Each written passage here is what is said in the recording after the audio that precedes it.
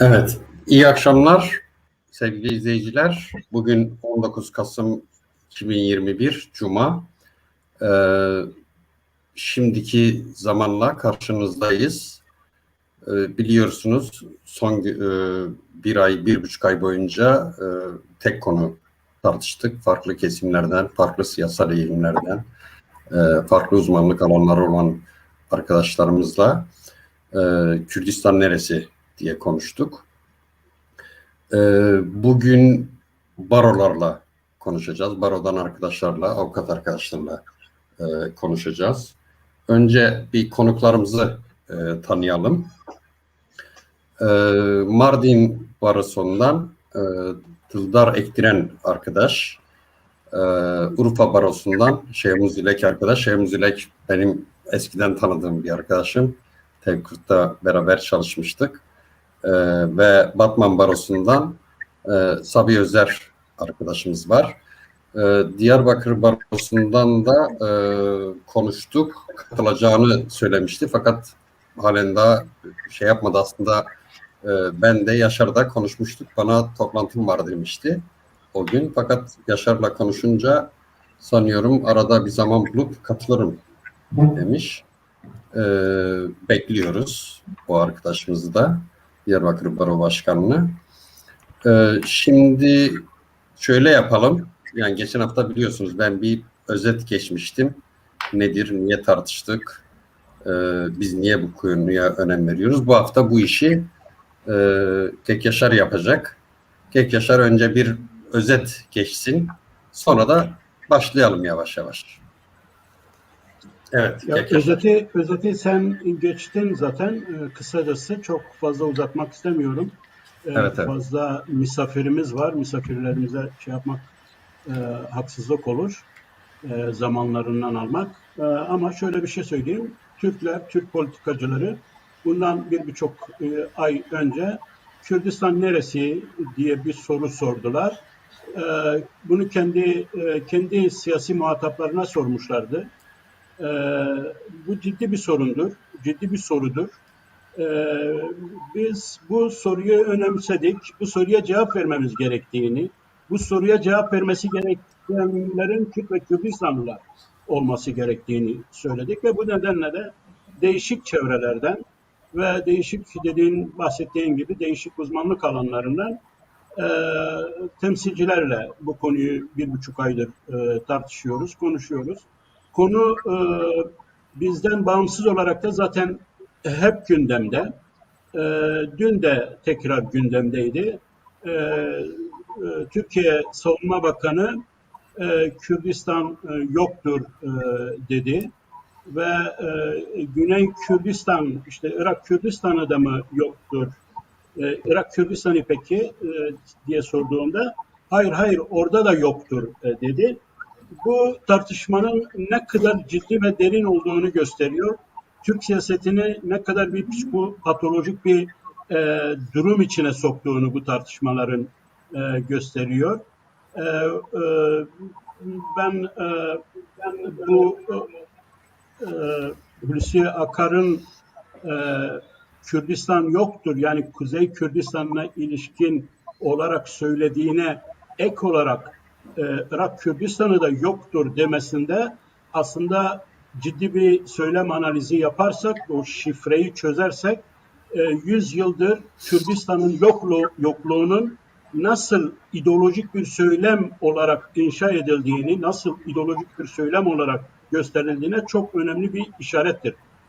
Aslında şunu söylemek istiyor, inkar böyleydi, aslında vardır ama biz kabul etmiyoruz, biz bunu yok sayıyoruz, biz bunu olmamış gibi sayıyoruz. Evet, yani Güney Kürdistan'da şimdi Türkiye Kürtleri, Türkiye Kürdistanlıları şunu sorabilirler, ya nasıl olur, yani işte hakikat orada, yani hükümetiyle, meclisiyle, ordusuyla, anayasal olarak formülasyonuyla, bütün Avrupa ülkelerinin tanımasıyla, ciddi dünya ülkelerinin tanımasıyla Kürdistan orada bir hakikat. Ama Türk siyasetinin, yani Hulusi Akar'ın söyleminde ortaya çıkan Türk siyasetinin hakikatle ilgili bir tartışma olmadığını siyasi ve ideolojik olarak kendi çıkarlarına yönelik olarak bir tartışma olduğunu, Kürdistan tartışmasının böyle bir tartışma olduğunu gösterdi. Tabii bu şizofrenik dedim, parapsikolojik dedim. Çünkü daha öncesinde kendi lideri Cumhurbaşkanı Erdoğan Kürdistan diyenler işte Kürdistan orada gitsinler demişti. Yani Güney Kürdistan'ı aslında Kürdistan olarak kabul ettiğini söylemişti. Türk siyaseti Kürdistan meselesinde, Kürdistan tartışmasında çıkmazdadır. Biz Kürt temsilcileri, biz Kürtler, akademisyenleri, aydınları, entelektüelleri, hele avukatları bu tartışmaya katılmalıyız. Her gün gündelik yaşamda Kürdistan'ın varlığını göstermeliyiz. Bu programların amacı da bunu taşıyor. Hiç kuşkusuz bu zincir bağlamında, bu programlar bağlamında en önemli tartışma avukatlarla Kürdistan şehrindeki barolarla yapacağımız tartışmadır, konuşmadır. Çünkü bir yandan bu bir hukuk, aynı zamanda bir hukuk meselesidir. Çünkü Kürdistan var, Kürdistanlılar, Kürtler Kürdistan'ı biliyorlar. Bunu kullanamıyorlar çünkü hukuksal olarak bir şiddet var, tahakküm var üzerlerinde. Yani bunu da hukukla etmeye çalışıyorlar. Hiç kuşkusuz bundan bağımsız olarak da şunu da söylemek lazım. Kürt şehirlerindeki baroların son zamandaki aktiviteleri, çalışmaları Kürt kamusal alanı tarafından ciddi bir dikkat çekiyor, tartışılıyor, konuşuluyor. Bu konuda yeni bir gelişme vardır diyebiliriz Kürt hukuk cephesinde. Bu anlamda bunları konuşmamız, yani bunları işin gerçek asli temsilcileriyle konuşmamız bu akşam ciddi bir konudur. Dilerim bizi izleyenler de buradan faydalı, hoş bir muhabbet ve faydalı bir program izlemiş olurlar. Sözü sana bırakıyorum Seyda. Seyda düştü mü? Bu arada Seyda kusura bakma, ben aslında konuşmanın başlangıcında yapacaktım. Bu geçtiğimiz hafta içinde önemli bir Kürt aydını, araştırmacısı, tarihçisi vefat etti. Pir Kıdır Süleyman, Ezidi asıllı, gerek Ezidi cemaati için gerek şu Kürt ulusu için önemli bir çalışma ve aktif bir aydındı. Onunla 2017 yılında İstanbul'da Kürdistan bağımsızlık referandumu konferansını yapmıştık. O da katılmıştı konuşmacı olarak. Orada kendisiyle tanışmıştım. Bu vesileyle bütün Kürtlere ve özellikle de Ezdi camiamıza buradan başsağlığı dilemek istiyorum. Pir Kıdır Süleyman anılması gereken önemli bir Kürt emekçisidir. Allah rahmet etsin. Evet. Biz de başsağlığı diliyoruz sevenlerine, Kürtlere, Kürdistan halkına başsağlığı diliyoruz. Peki şöyle başlayalım. İlk önce 3 konuğumuz da yani tüm bu olan bitenlerle ilgili bir genel değerlendirme yapsınlar kısaca. Sonra detaylandıralım. Gekşeh, senden başlayalım istersen. Bu tartışmaları bu yaklaşımları bir yorumla bize istersen. Sonra da diğer konuklarımız yorumlasın. Sonra bakalım nereye gideceğiz. Buyurun. Herkese hayırlı akşamlar diliyorum. Teşekkür ederim. Şimdi doğrusunu söylersek bu yapılan tartışmalar ile ilgili Kürt ve Kürdistan ifadelerine karşı Türk devlet yetkililerinin, yargı organlarının, siyasilerinin tepkilerine şaşırmamak gerekiyor. Ben müsaadenizle bu tepkilerin öncelikle bu tepkilerin beslendiği arka plana bir değinmek istiyorum. Daha sonra da bu tepkilerin hukukliliğini belki değerlendiririz. Ona ilişkin düşüncelerimi ifade ederim. Türk Devleti'nin kuruluşunda ulus inşa sürecinde esas alınan temel paradigma Türkleşmedir malumunuz. Türkleştirmedir. Diğer etniteler bu projede Türkleşmeyi benimsediler genel anlamda. Kürtlerle ilgili olarak ise bu projede tam başarı sağlanamadı Kürtler açısından. Bu nedenle şekli ve yöntemi zaman zaman değişen farklı asimilasyon politikalarını devlet uygulamaya koymuştur. Bu arada ben şahsen son dönemlerde ümmet ve halkların kardeşliği gibi argümanlarla uygulanmak istenen politikaları da Kürtlere yönelik asimilasyonist entegrasyon politikalarının bir biçimi olarak okuyorum açıkçası. Dolayısıyla bu devletin inşasında Kürt ve Kürdistan hayati bir tehdit olarak hep kabul edilmiştir. Adeta devlet kendi varlığını, Türkler kendi varlıklarını Kürtlerin yokluğu üzerine bina etmişlerdir. Öyle ki kendi ulusal sınırlarının dışında bile Kürtlere muhtariyet verilmesini ta tarihlerinin kuruluş sürecinin başından itibaren savaş sebebi saymışlar hep. Bu nedenle de ben mesela 1970'te Irak yönetimiyle Kürtler arasında yapılan özerklik anlaşmasının hayata geçirilememesinde, daha sonra Cezayir Anlaşması ile birlikte bunun tamamen uygulamadan kaldırılmasında Türk devletinin ciddi rolü olduğu kanaatindeyim. Buna ciddi bir rol oynamıştır bu İran-Irak'ın barışıp bu anlaşmayı hayata geçirmemesinde. Nitekim daha detaya girmeyeceğim. 2003 yılında Uluslararası Koalisyon'un Irak'a müdahalesi sonrası Kürtlerin mevcut statüyü elde edeceklerine dair işaretler ortaya çıkınca Türk devleti bunu önlemeye yönelik müdahalelerde bulundu. O dönemde hatırlarsanız ABD başta olmak üzere koalisyon güçleri bunu engellediler. 2003'te Süleymaniye'de meydana gelen malum çuval hadisesini hepimiz hatırlıyoruz. Bu adeta Türk ulusalcılarında bir sendroma dönüşmüş durumda. Zaman zaman halen o hadisenin, o olayın yıl dönümünde Türkiye'de Türkiye Gençlik Birliği, Türk ulusalcıları ülkenin belli yerlerinde buldukları kimi Amerikalı sivillere veya askerlere yakalayıp başlarına çuval geçirme eylemleriyle adeta buna tepkilerini dile getirmeye çalışıyorlar ve bunu sürekli bu sendromun içerisindedirler. Bundan kurtulabilmiş değiller halen. 2005 yılında Türk devleti sınırlarının bitişiğinde Kürdistan bölgesel yönetiminin oluşumunu engelleyemeyince bunu kabullenmek zorunda kaldı.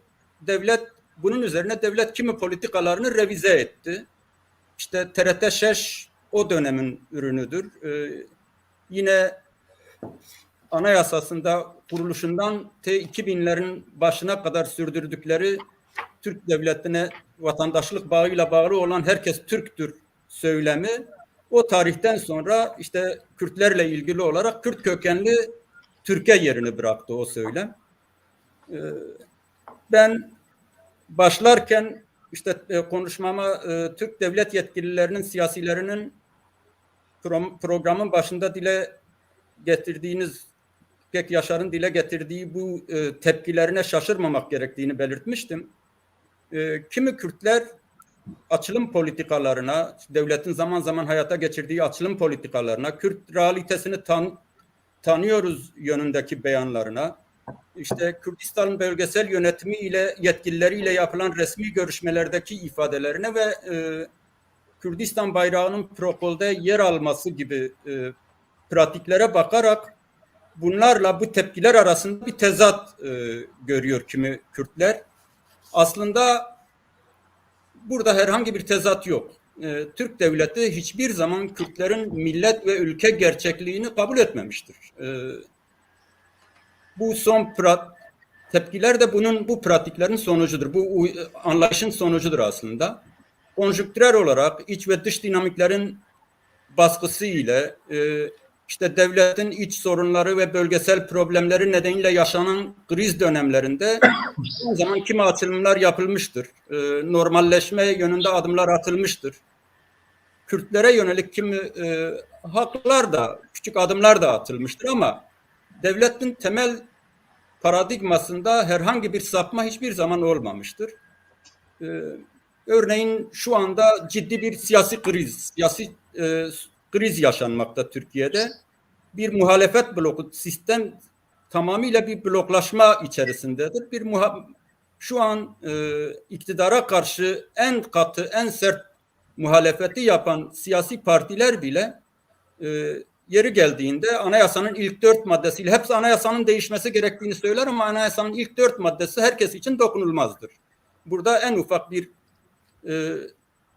şey söz konusu değil burada, bu siyasilerde de. Yine Kek Yaşar konuşmasında, programın açılışında ifade etti.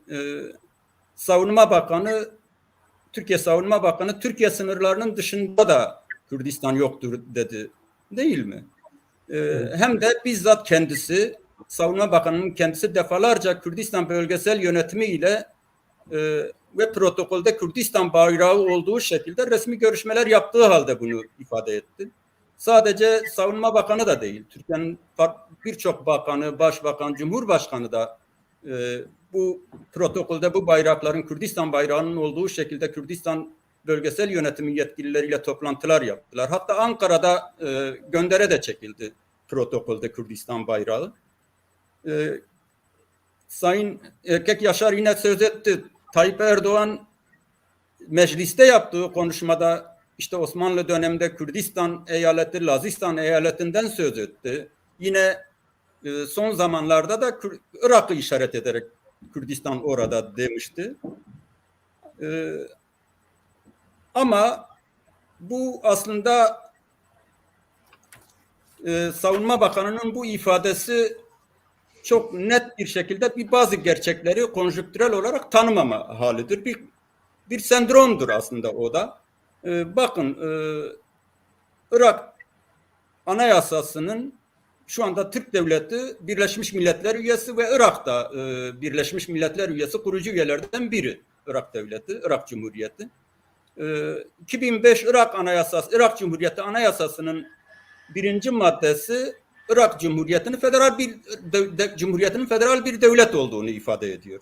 Ve Türkiye Cumhuriyeti bu devleti tanıyor. İşte Arapça ve Kürtçe Cumhuriyet'in resmi dilleridir. Federal Meclis, Federal Yüksek Mahkeme yine anayasal kurumlar olarak anayasa çerçevesinde oluşturulmuştur. Sanırım 116. madde olacak. Kekşehir'imiz. Biraz nefes al. Az kaldı. Hemen bitireceğim onu. Tamam, peki. Birkaç cümleyle tamamlayacağım. Yine Buyur. sanırım 116. maddede Irak Cumhuriyeti'nin federal sistemi başkent, bölgeler, bir bölgeye bağlı olmayan vilayetler ve yerel yönetimlerden oluşmaktadır diyor. Hemen devamında da bu çok önemli. Yürürlüğe girdikten sonra bu anayasa Kürdistan bölgesini ve mevcut organlarını federal bir bölge olarak kabul eder diyor. Yani Kürdistan bölgesinin ve mevcut organları 1992'de oluşan Kürdistan Ulusal Meclisi ve Kürdistan Yönetimidir. Anayasa gereğince de bu organlar bu bölgesel yönetim kabul edilmiş oluyor. Ama gelin görün ki Irak devletini tanıyan ve Irak Anayasası gereğince de Kürdistan Federal bölgesel yönetimi Irak Anayasası'nın gereği olduğu halde pekala bunu Irak'ta da Kürdistan yoktur diyebiliyorlar.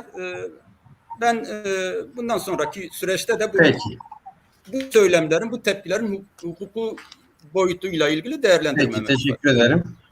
Yani ikinci turda şey yapalım. Yani Kürdistanlı avukatlar Türk'ün Kürdistan'da uygulanmasını nasıl şey yapıyorlar, yorumluyorlar?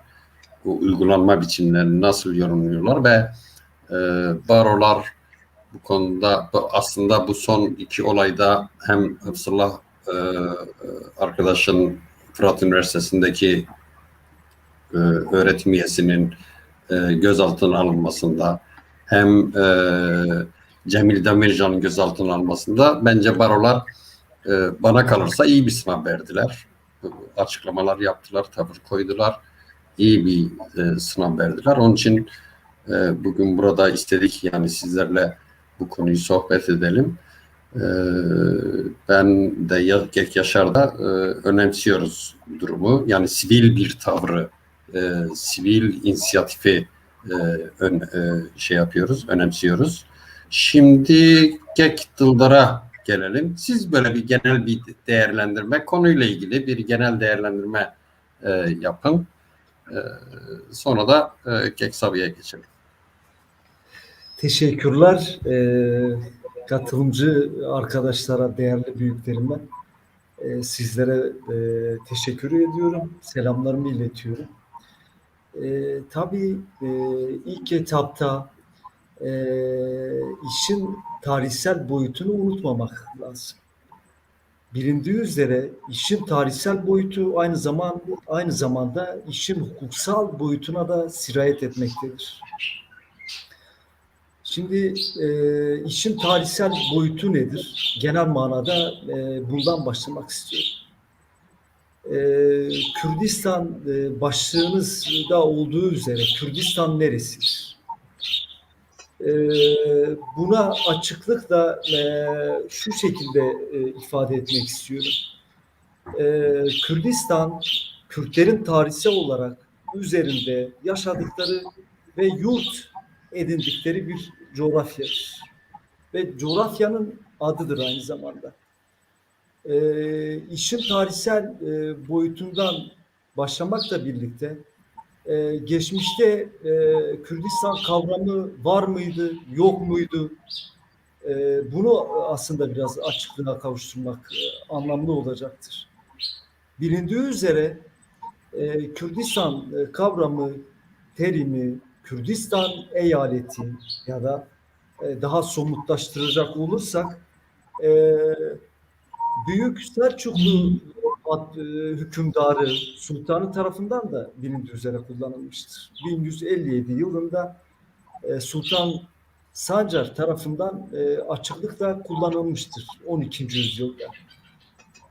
Hal böyleyken yine Kürtlerin altın çağı diye tabir edebileceğimiz bir evrede, yine Osmanlı İmparatorluğu evresinde Yavuz Sultan Selim döneminde Kürtlerin tabir ettiğimiz üzere gerek edebiyat, gerek siyasal, gerek kültürel, gerek tarihsel anlamda altın çağını yaşadığı bir evreyle birlikte yine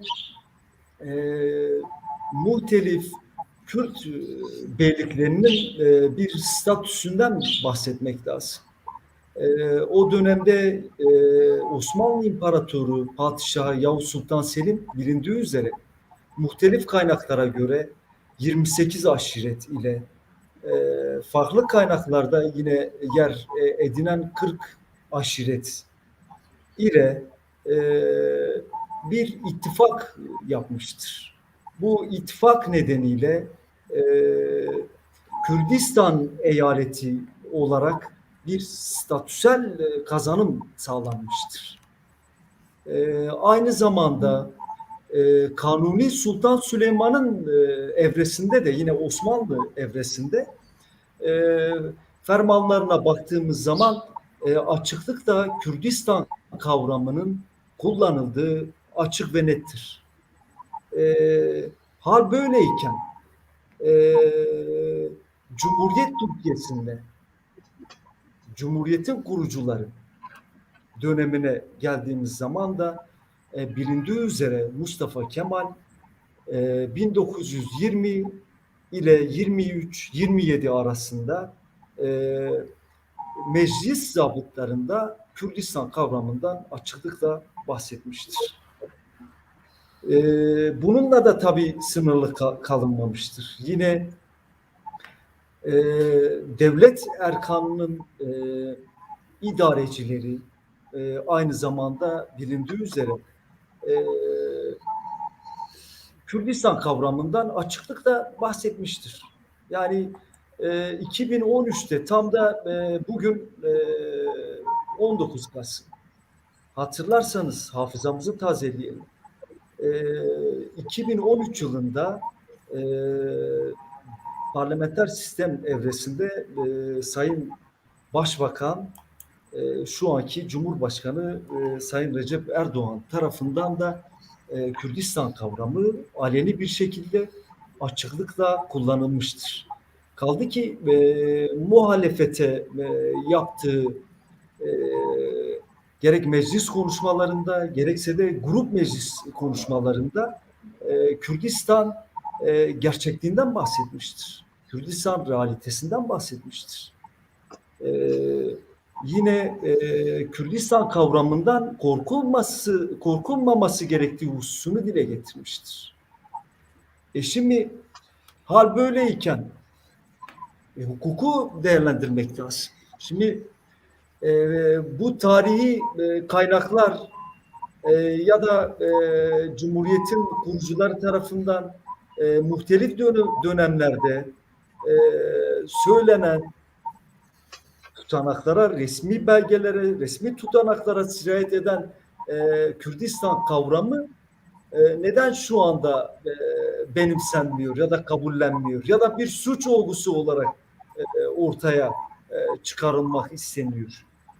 Bu minvalde aslında hukuksal anlamda da değerlendirmek lazım. Yine işte demin de siz de bahsettiniz. Belki ikinci turda bu hususları dile getireceğiz. Hifzullah Kutum vakası.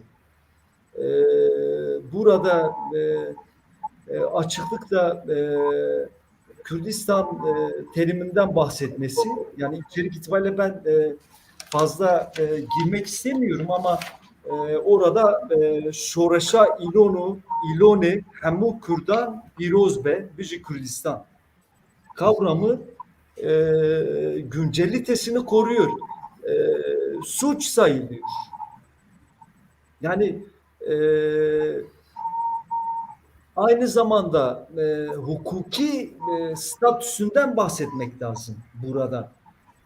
Neden işte bir araştırma görevlisi Kürdistan dediği zaman kaba bir tabirle derhal bir suç tasnifi yapılarak yargılanıyor ya da işte soruşturmaya başlanıyor, yargılanıyor, akabinde cezalarla karşı karşıya kalıp cezaevine gönderiyor. Peki ikinci turda buna bakalım.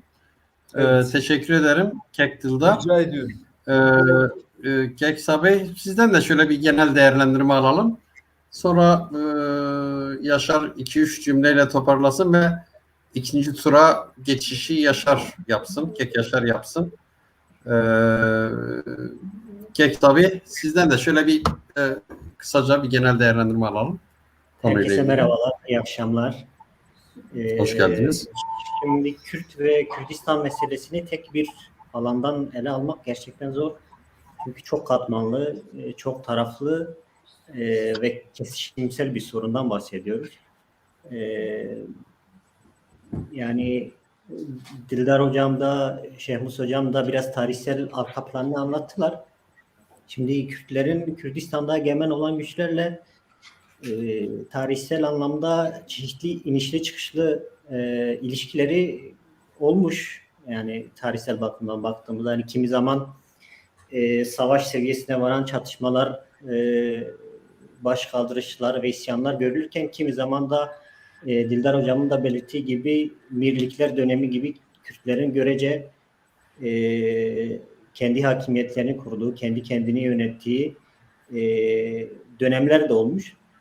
Şimdi bu tüm dönemler boyunca işte Kürt coğrafyasında, Kürdistan'da egemenlik kuran güçlerin Kürtlerin hak ve talepleriyle ilgili sıkıntılar olmuş. Yani bu hak ve hak talepleri genelde askeri yöntemlerle zorla bir sindirmeye çalışılmış. Ama bu tarihsel süreçte bu egemenlerden herhangi birinin Kürdistan kelimesiyle yani Kürdistan lafzıyla bir sorun yaşadığını yani görmüyoruz. En azından yani tarihsel kayıtlarda bu egemenlerin açık açık Kürdistan dediği, Kürdistan yazdığı, işte Kürtlerin yaşadığı coğrafyayı Kürdistan olarak tarif ettiklerini görüyoruz. Ancak temel problem işte Türkiye vatandaşı olan Kürtler için, Kuzey Kürtleri için temel problem Lozan'dan sonra, işte Cumhuriyet'in ilk yıllarından sonra bir problem yaşanmaya başlıyor. Yani Kürtçe ve Kürdistan'a dair bütün ifadeler ve söylemler yasaklanıyor ve bu dönemden sonra işte Türkiye sınırları içerisinde olsun ya da Türkiye sınırları dışında olsun herhangi bir teritoryal alanı Kürdistan olarak tarif etmeyi bir ceza soruşturmasına ve kovuşturmasına düşer olma nedeni olarak saymış. Yani dediğim gibi bunu çok hani sadece hukuk alanından hukuk alanında kalarak bunu çok tarif etmek mümkün değil. Yani bu biraz da yani bir şeyin nasıl isimlendirdiğin, bir şeyi nasıl tarif ettiğin aslında biraz da bir egemenlik alametidir.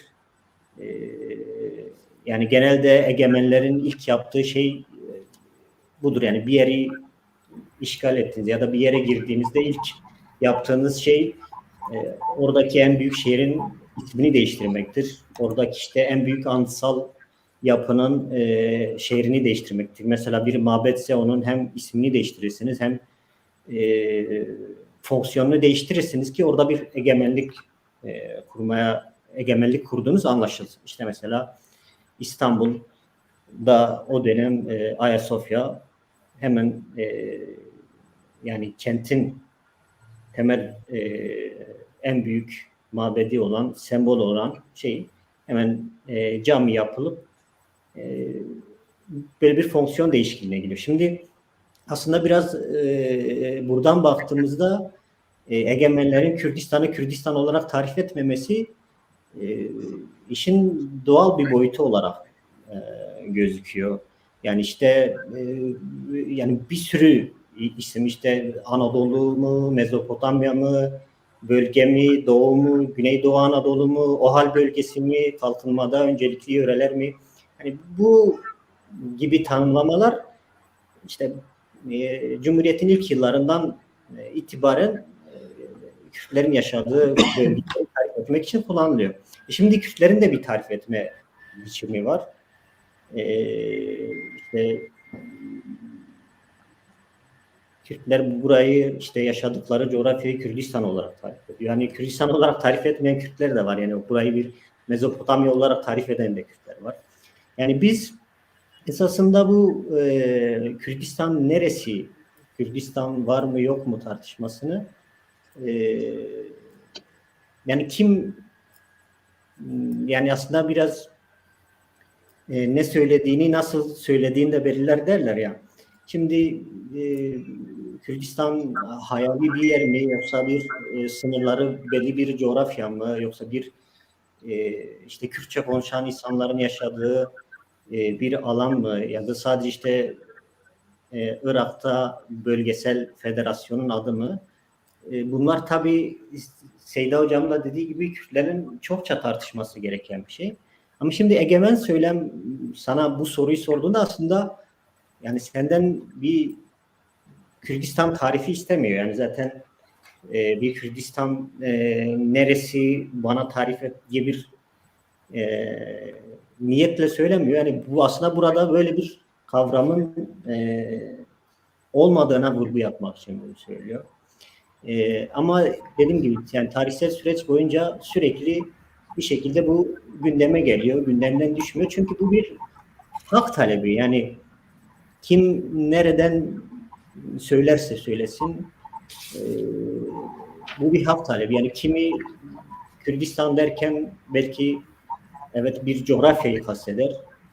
Kimi Kürdistan derken belki bir özlemini ifade eder. Ama bunların hepsinin temelinde bence bir hak talebi yatar. İşte kimi ana dil hakkı olarak bunu tarif eder. Kimi kültürel haklar olarak tarif eder. Kimi yaşadığı coğrafyada kendi kendini yönetebilme hakkı olarak ifade eder. Yani bence Kürtlerin Kürdistan demedeki ısrarı da bundan kaynaklanıyor. Yani bu bir hak talebidir. Bunun farkında olun aslında. Olunun kısa bir özetidir. Yani burayı Kürdistan olarak tarif etmek, egemenin söyleminden dışarıya çıkmak ve kendi söylemini oluşturmak anlamında anlarsak Kürtlerin bir hak talebi, bir kendi söylemini oluşturma talebi olarak görüyorum ben. Ve Peki, teşekkür ederim. Hocam da dediği gibi Kürtler arasında daha da aslında birçok alanın kesiştiği bir alan olması hasebiyle birçok uzmanın birlikte oturup konuşması gereken bir konu olduğunu. Peki, teşekkür ederim. Sağ olasın. Tabii benim açımdan aslında bu soru biraz metaforik bir soru. Yani yoksa Kürdistan neresi diye tartışmıyorum. Biraz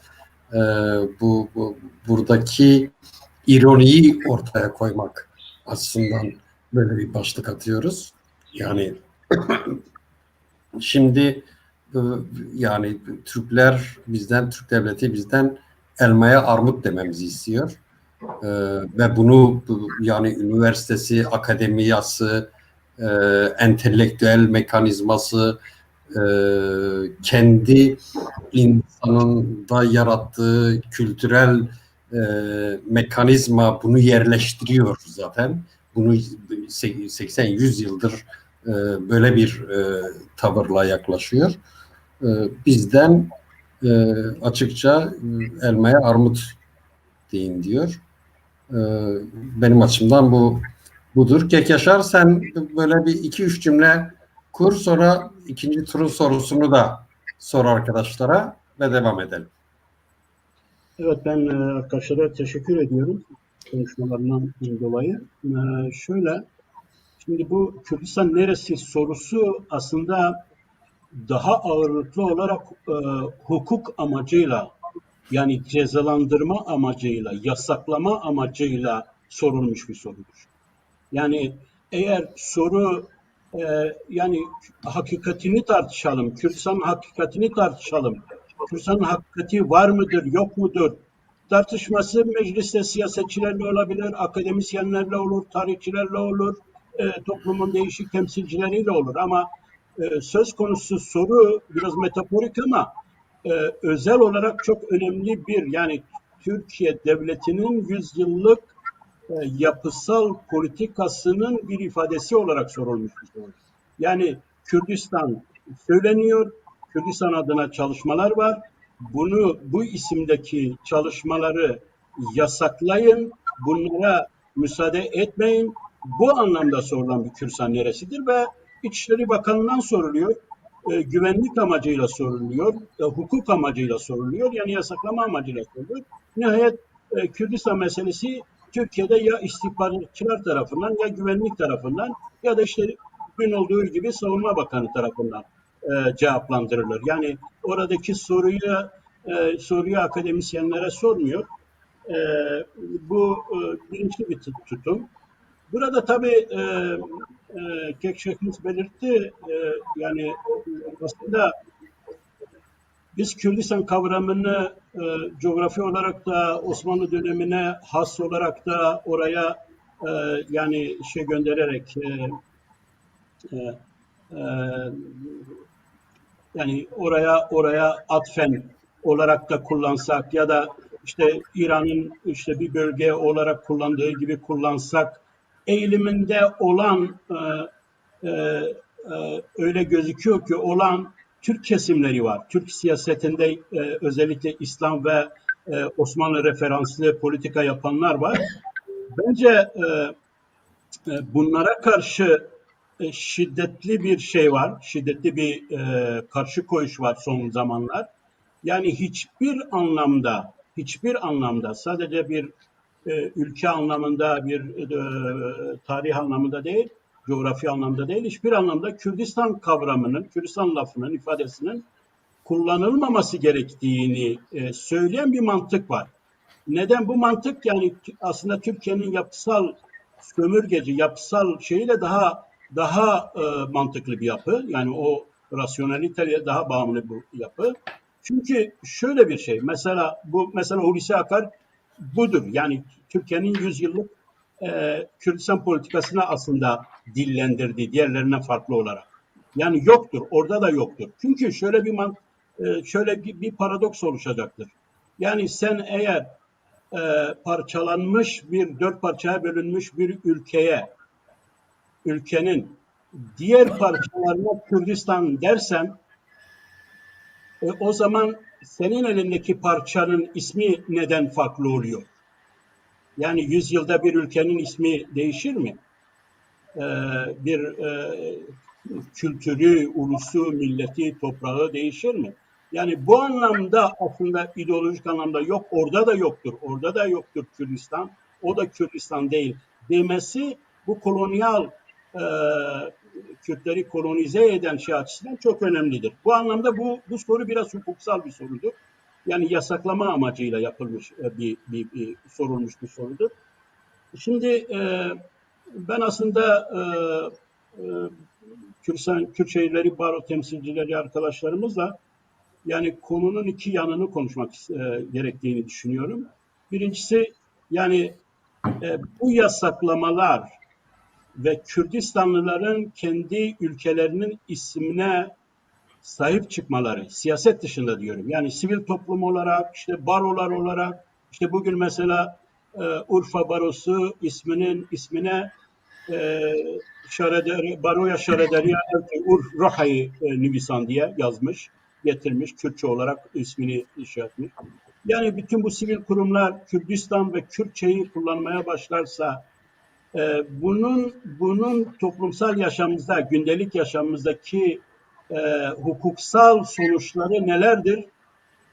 Bu tutuklamalar, bu soruşturmalar, bu yasaklamalar Kürtler üzerinde nasıl bir etki yapıyor? Biz hukuksal olarak onları, toplumumuzu Kürdistan kavramını kullanması için nasıl bilgilendirebiliriz? Nasıl bir yardımda bulunabiliriz? Barolar bu konuda neler yapabilir? Çünkü görüyoruz ki barolar bu konuda onların şeyine yani havarına diyor. Yani yardımına koşuyor ve Sirt'te olduğu gibi şeyde de Elazığ'da da aynı şekilde. Bu işin çok önemli bir yanıdır. Çünkü gerçekten Kürtler yani siyasal anlamda tamam Kürdistan kavramını kullanıyorlar ve siyasi kadrolar bunun bedelini ödüyorlar, 50 yıldır ödüyorlar. Ama bu kavramın kullanılmasını, Kürdistan ifadesinin kullanılmasını bütün Kürtlerin gündelik yaşamına dönüştürebilmemiz için hukuksal imkanlarımız nelerdir? Ve bu konuda bizler neler yapabiliriz? Yani konuyu bu çerçevede önce biraz konuşalım diyorum ve Peki. bu anlamda Yani ilk Kek soruyorsun. Tamam. Evet. Kek Yavuz. Buyur. Sanıyorum Kek Yaşar'ın sorusu arkadaşlar şey oldu değil mi? Anlaşıldı. Kek Yavuz buyur. Türkçesi bozuk ama ifade etti yani. İfade etti. Tamamdır. Hepimizin Türkçesi bozuk. Ha, bu arada ben şunu söyleyeyim. Mesela diyelim ki isminde Kürdistan olan partiler var. Şeyin davasını biliyorum. Yani kapatılma davaları var hepsiyle ilgili. Mesela PAK'la ilgili isminden dolayı da kapatılsın deniyor. PAK bu konuda mesela savunmasını verdi. Kürdistan Özgürlük Partisi savunmasını verdi. Savunmasında biz ismimizi değiştirmeyeceğiz. Siz ismimiz meşrudur yani bir meşruiyete dayanıyor. Değiştirmeyeceğiz. Siz yasalarınızı değiştirin diye savunma verdi. Bir de onlar üzerinde de yani bir şey var, bir baskı var. Buyur Kekşamuz. Yani böyle bir hukuksal boyutu da var. Hani adı Kürdistan olan partiler kapatma davalarda. Şimdi Kek Yaşar özellikle Kürdistan kavramını kısmen böyle meşru bir zeminde kullanmak isteyen Türkiye'deki Osmanlı referanslı özellikle dindar muhafazakar siyasetçilerden söz etti. Doğru, bunların niyetleri biraz masumane olabilir ama esas zinde güçler dediğimiz devletin o derin yapısı bunun oluşturabileceği, ortaya çıkarabileceği sorunların farkında kendince. Onlar bunun farkında ve bu tepkiler de o nedenle ortaya çıkıyor ama biz Kürtler yeterince farkında değiliz gibi düşünüyorum biz.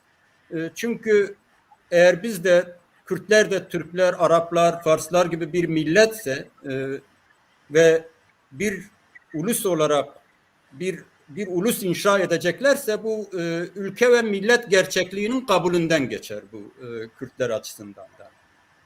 Dolayısıyla bunun böyle bir ulusal bilincin inşasında rol oynayacağını Türk devletinin zinde güçleri farkındadırlar bunun. O nedenle bunun önünü kesmeye yönelik bir takım hukuk dışı, hukukla da pek nitelendirilmeyecek tepkiler ortaya koyuyorlar. Mantıkla da hatta izah edilemeyecek tepkiler ortaya koyuyorlar. Bölgenin hukuksal durumu bölgedeki uygulanan Türk hukukundan Geksey'da söz etmişti. Burada zaten malum Türk Devleti'nin kuruluşundan bugüne kadar çok da hep olağanüstü hallerle yönetildi ve olağan bir yönetim biçimiyle bölge Kürtler pek tanışmadılar zaten.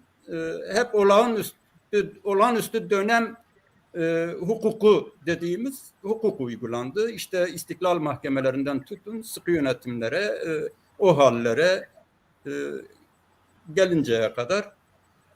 Açıkçası Türk Devleti beka sorunu olarak gördüğü paradigmal hassasiyetlerine dokunan eylem ve söylemlerde çok ciddi şekilde hukuku da gözetmeden, pek de hukukilik aramadan tepkiler ortaya koyabiliyor, cezalandırma yoluna gidebiliyor.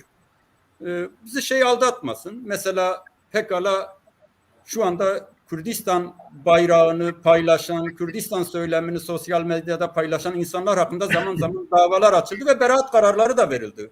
Yargıtay onamasından da geçti. Ama buna rağmen belli süreçlerde bunu tehdit algılamalarının öne çıktığı dönemlerde tekrar o yargı kararlarını hiçe sayarak cezalandırma yoluna da gidebiliyor. Ben başka bir alandan somut bir örnek vereyim. Türk Devleti'nin bu pratiklerinde pek de hukukilik aramamak lazım aslında.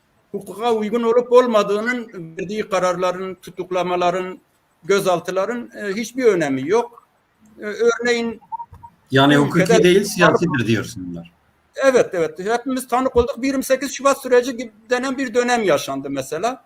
Neydi o dönemde? Başörtüsü üniversitelerde, kamu kurumlarında yasaklandı. Hatta işte kamusal alan olduğu gerekçesiyle parklarda, sokaklarda bile yasaklanması düşünüldü, tartışıldı. Ve bunun dayanağı da anayasanın laiklik ilkesinin bir yorumu şeklinde ortaya çıkan bir anayasa mahkemesi kararıydı. Ama bugüne bakın Anayasa Mahkemesi aynı Anayasa Mahkemesi yerinde duruyor. Anayasadaki laiklik ilkesi de yerinde duruyor ve bugün böyle bir sorun kalmadı. Yani bunu Türk Devleti'nin konjüktürel olarak, dönemsel olarak nasıl karar verebileceklerine dair bir örnek olarak ifade ettim böylelikle. Dolayısıyla bunu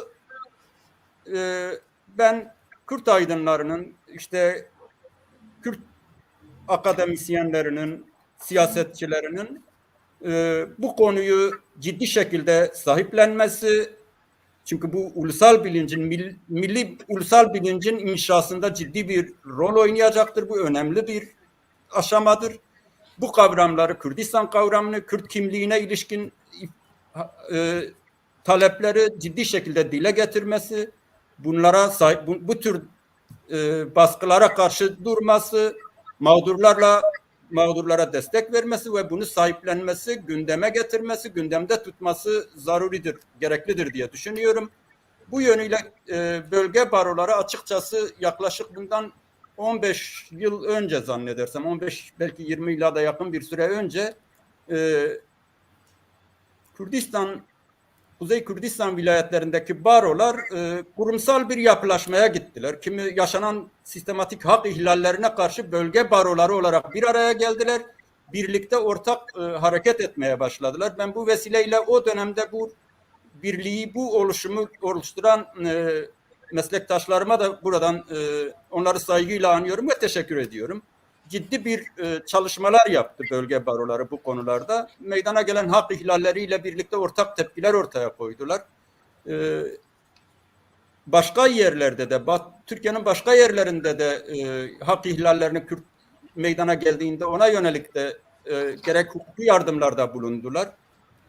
Doğrusu son zamanlarda dille ilgili, ana dille ilgili yaptıkları çalışmalar önemli. Bu yönüyle ben baroların bunun diğer Kürtlerin oluşturduğu diğer kurumlar tarafından da ciddi şekilde gündemleştirilerek bu yönde çalışmaların yapılması gerektiğini düşünüyorum. Bu aşamada söyleyeceklerim bunlar benim. Peki. Teşekkür ederim. Teşekkür ederim. Kekdıllara geçelim. Soruyla ilgili o yaklaşımını söylesin. Buyurun. Şimdi aslında Aslında kusura bakma yani bir eklemede bulunmak istiyorum. Yani özellikle bu bölümde Kürdistan ifadesini kullananların hukuki olarak yaptırım uygulanması, onlar hakkında yaptırım uygulanmasının gerekçeleri biliyorsunuz ki Kürdistan kavramını kullanmaya ya karşı olmaktan ziyade o Kürdistan kavramını terör örgütüyle, bölücü örgütle bir organik bir bağının kurmaya çalışılıyor. Bu konuda yani tutuklananlar, ifade verenler, bu konuda mahkemelerden geçenlerin yaşadıkları biraz o durumu da yani o duruma da girerek biraz. Ben devam edebilir miyim bununla ilgili, bu boyutuyla ilgili, bu soruyla ilgili? Yoksa bir ikinci turda mı olsun? Bir sonraki yani turda aslında mı? bu türde konuşmamız gerekiyordu bunu. Yani baroların son dönem çalışmalarını üçüncü soru olarak yapalım. Bu türde bunu konuşalım. Şimdi Yaşar abi benim aslında ifade etmek istediğim tarihsel süreç ile birlikte hukuksal bir değerlendirme yapmak. Şimdi evet belki tarihsel geçmişe yol aldık doğrudur. Yalnız tarihten biz yola çıkmasak doğru bir tespit ile teşhis yapamayız. Hukuki manada da bu böyledir. Şimdi evet hatırlarsanız yine ben bir takım hususlardan bahsedip aynı zamanda bunun hukuki yansımasını da izah edeceğim. Hatırlarsanız AK Parti'nin İstanbul Büyükşehir Belediye Başkan adayı Binali Yıldırım 23 Haziran seçimlerinde Diyarbakır'a geldi. Ve Diyarbakır'da Kürdistan kavramını kullandı.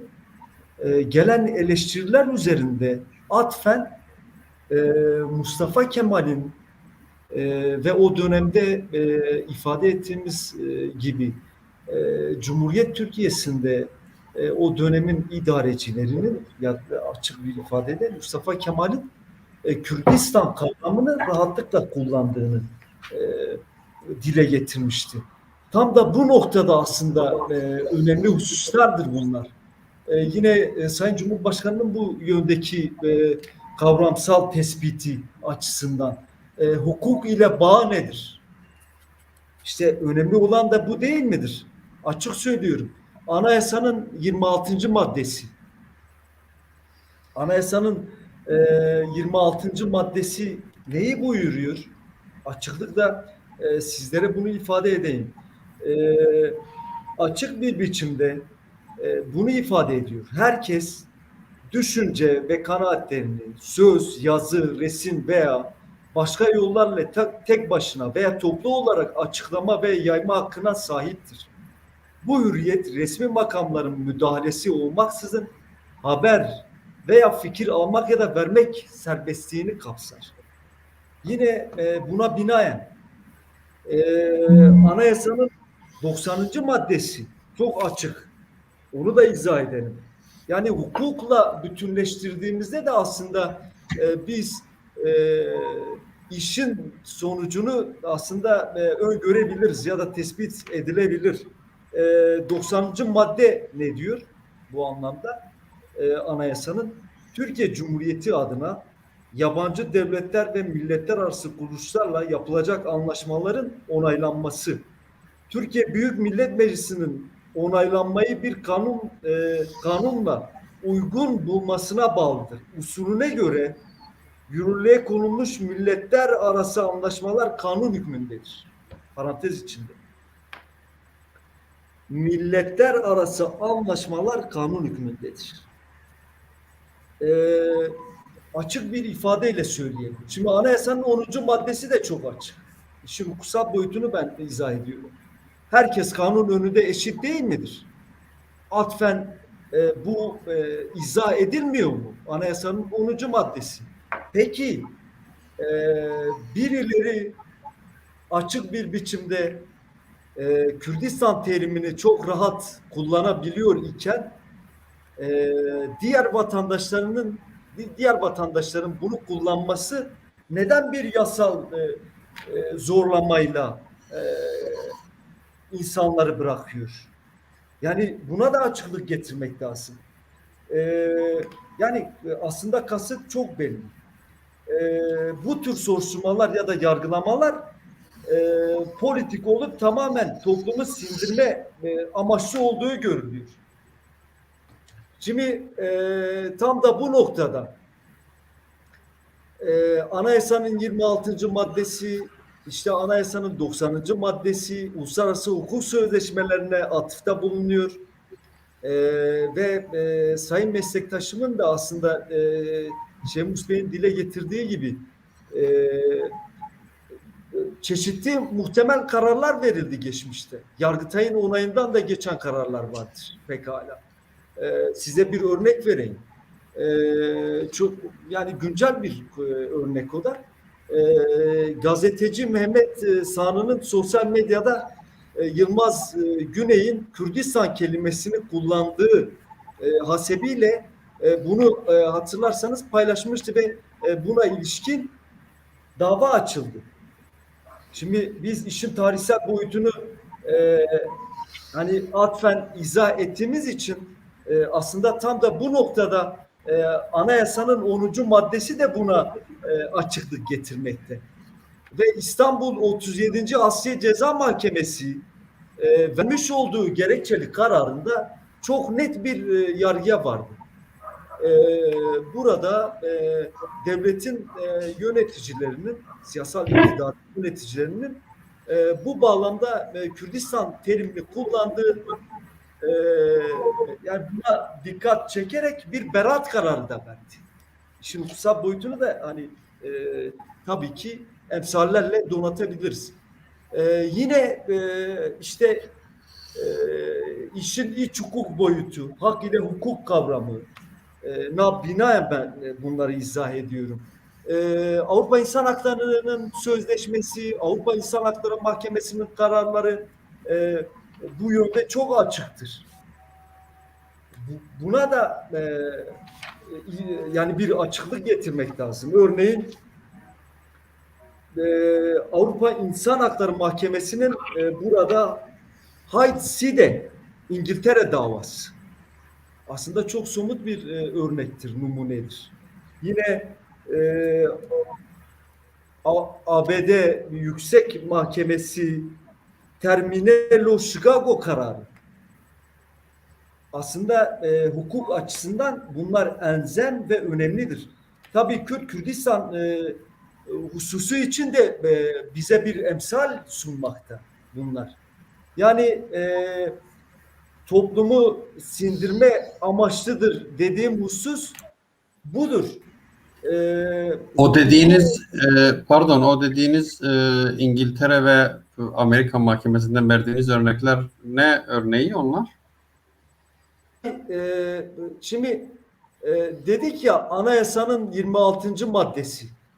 Şimdi Kürdistan kavramını kullananlar hangi minvalde hani yargılanmaları lazım?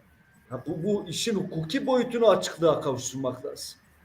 Anayasada yansıması vardır. Buna temel hak ve özgürlükler bağlamında bir yaklaşım sergilemek lazım. Yani bu düşünceyi ifade etme özgürlüğü biçiminde değerlendirmek lazım. Benim somut sunduğum örnekler gerek iç hukukta gerek uluslararası hukukta bu örnekler aslında kıymetli örneklerdir. Yani o verdiğiniz örnekler düşünce özgürlüğü ile ilgili örnekler mi? İngiliz mahkemesinin Amerikan yani mahkemesi.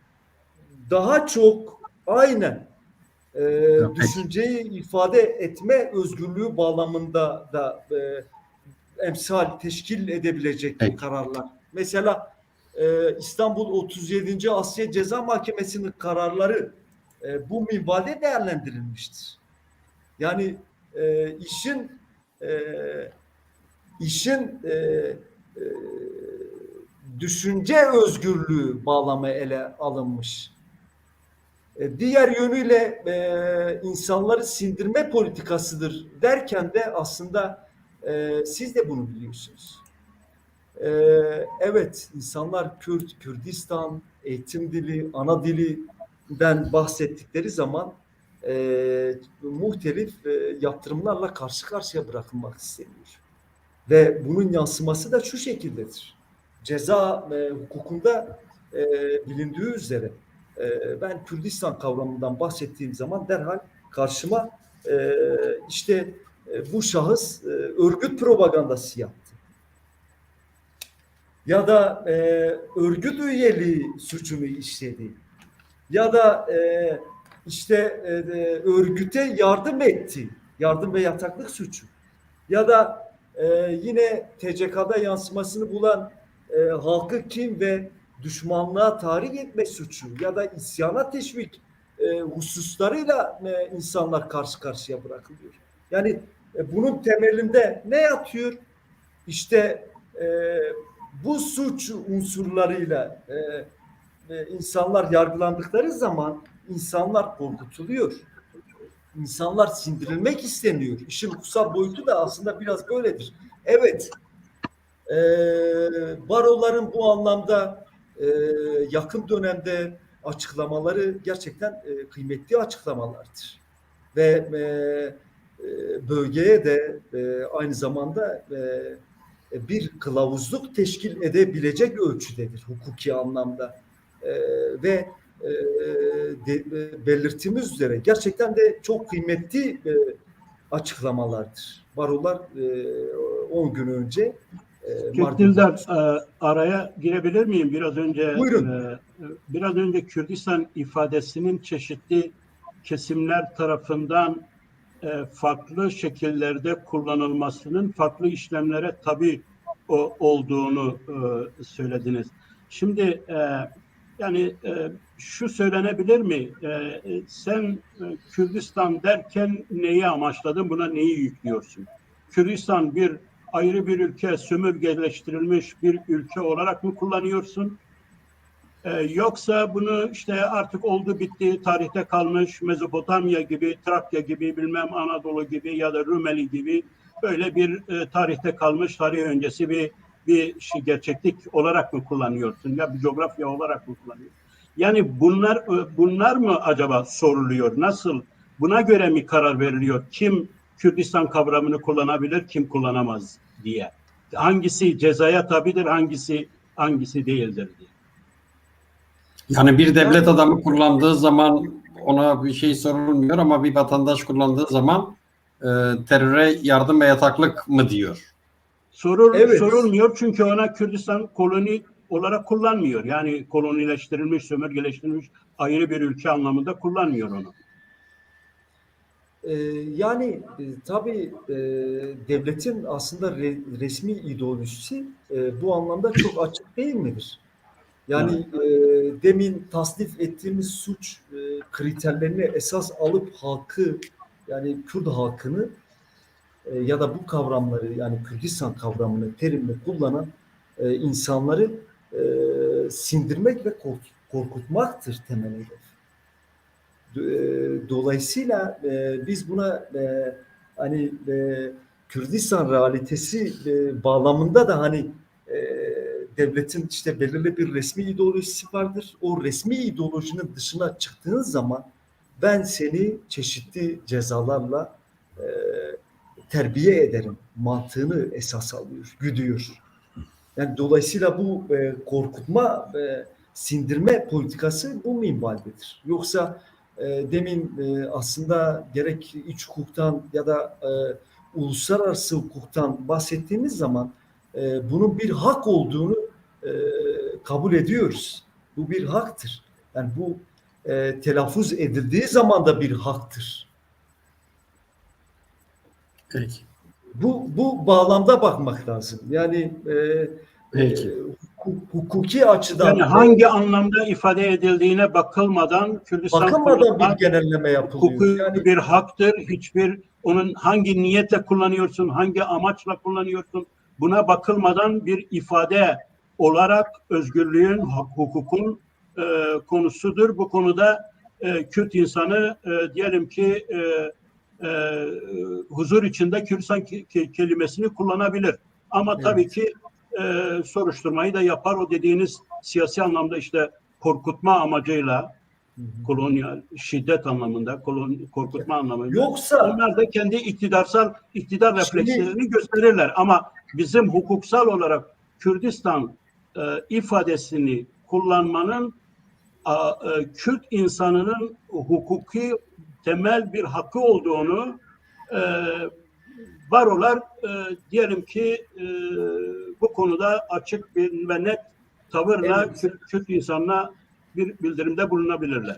evet, yani güncel anlamda ben biraz uzattım. Kusura kalmayın. İşin hukuki boyutunu esas alaraktan konuşmaya çalışıyorum.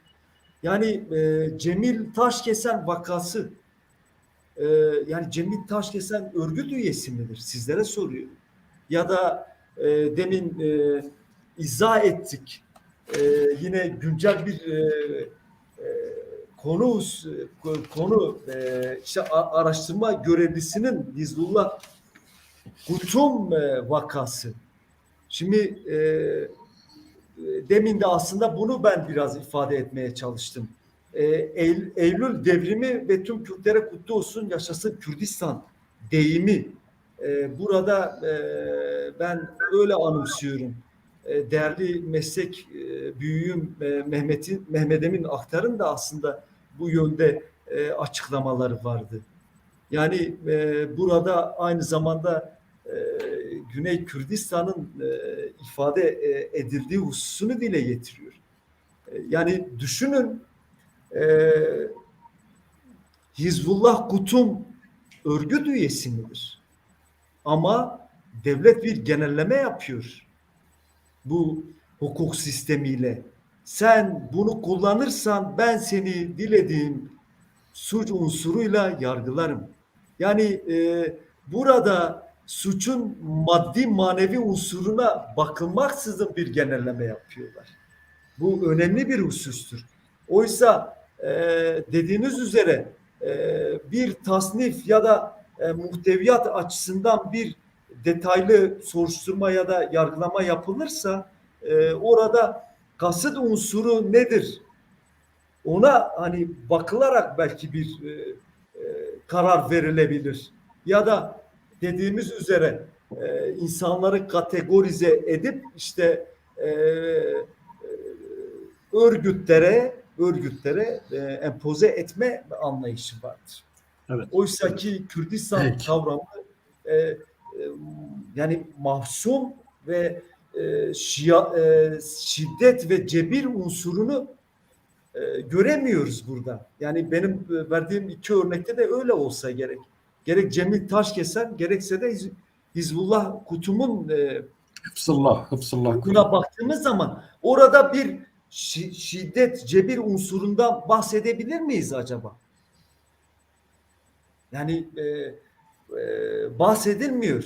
Ama yapılan suç tasnifinde maalesef demin belirttiğim üzere örgüt propagandası, örgüt üyeliği, örgüte yardım yataklık, halkı kin ve düşmanlığa tahrik etme suç unsurlarıyla karşı karşıya bırakılmak isteniyor. Yani bunu görmek lazım, bunu anlamak lazım. Kürdistan kavramı suç değildir. Açık söylüyoruz. Bunu kullanmak en doğal temel haklardandır.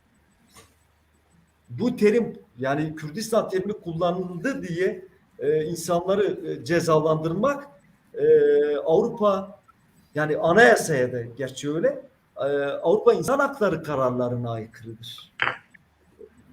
Yani Peki, bu teşekkür anlamda, ederim. evet, Kektillar, teşekkür ederim. Sağ olasın. rica ediyorum. Keksabi, siz ne diyeceksiniz bu konuda?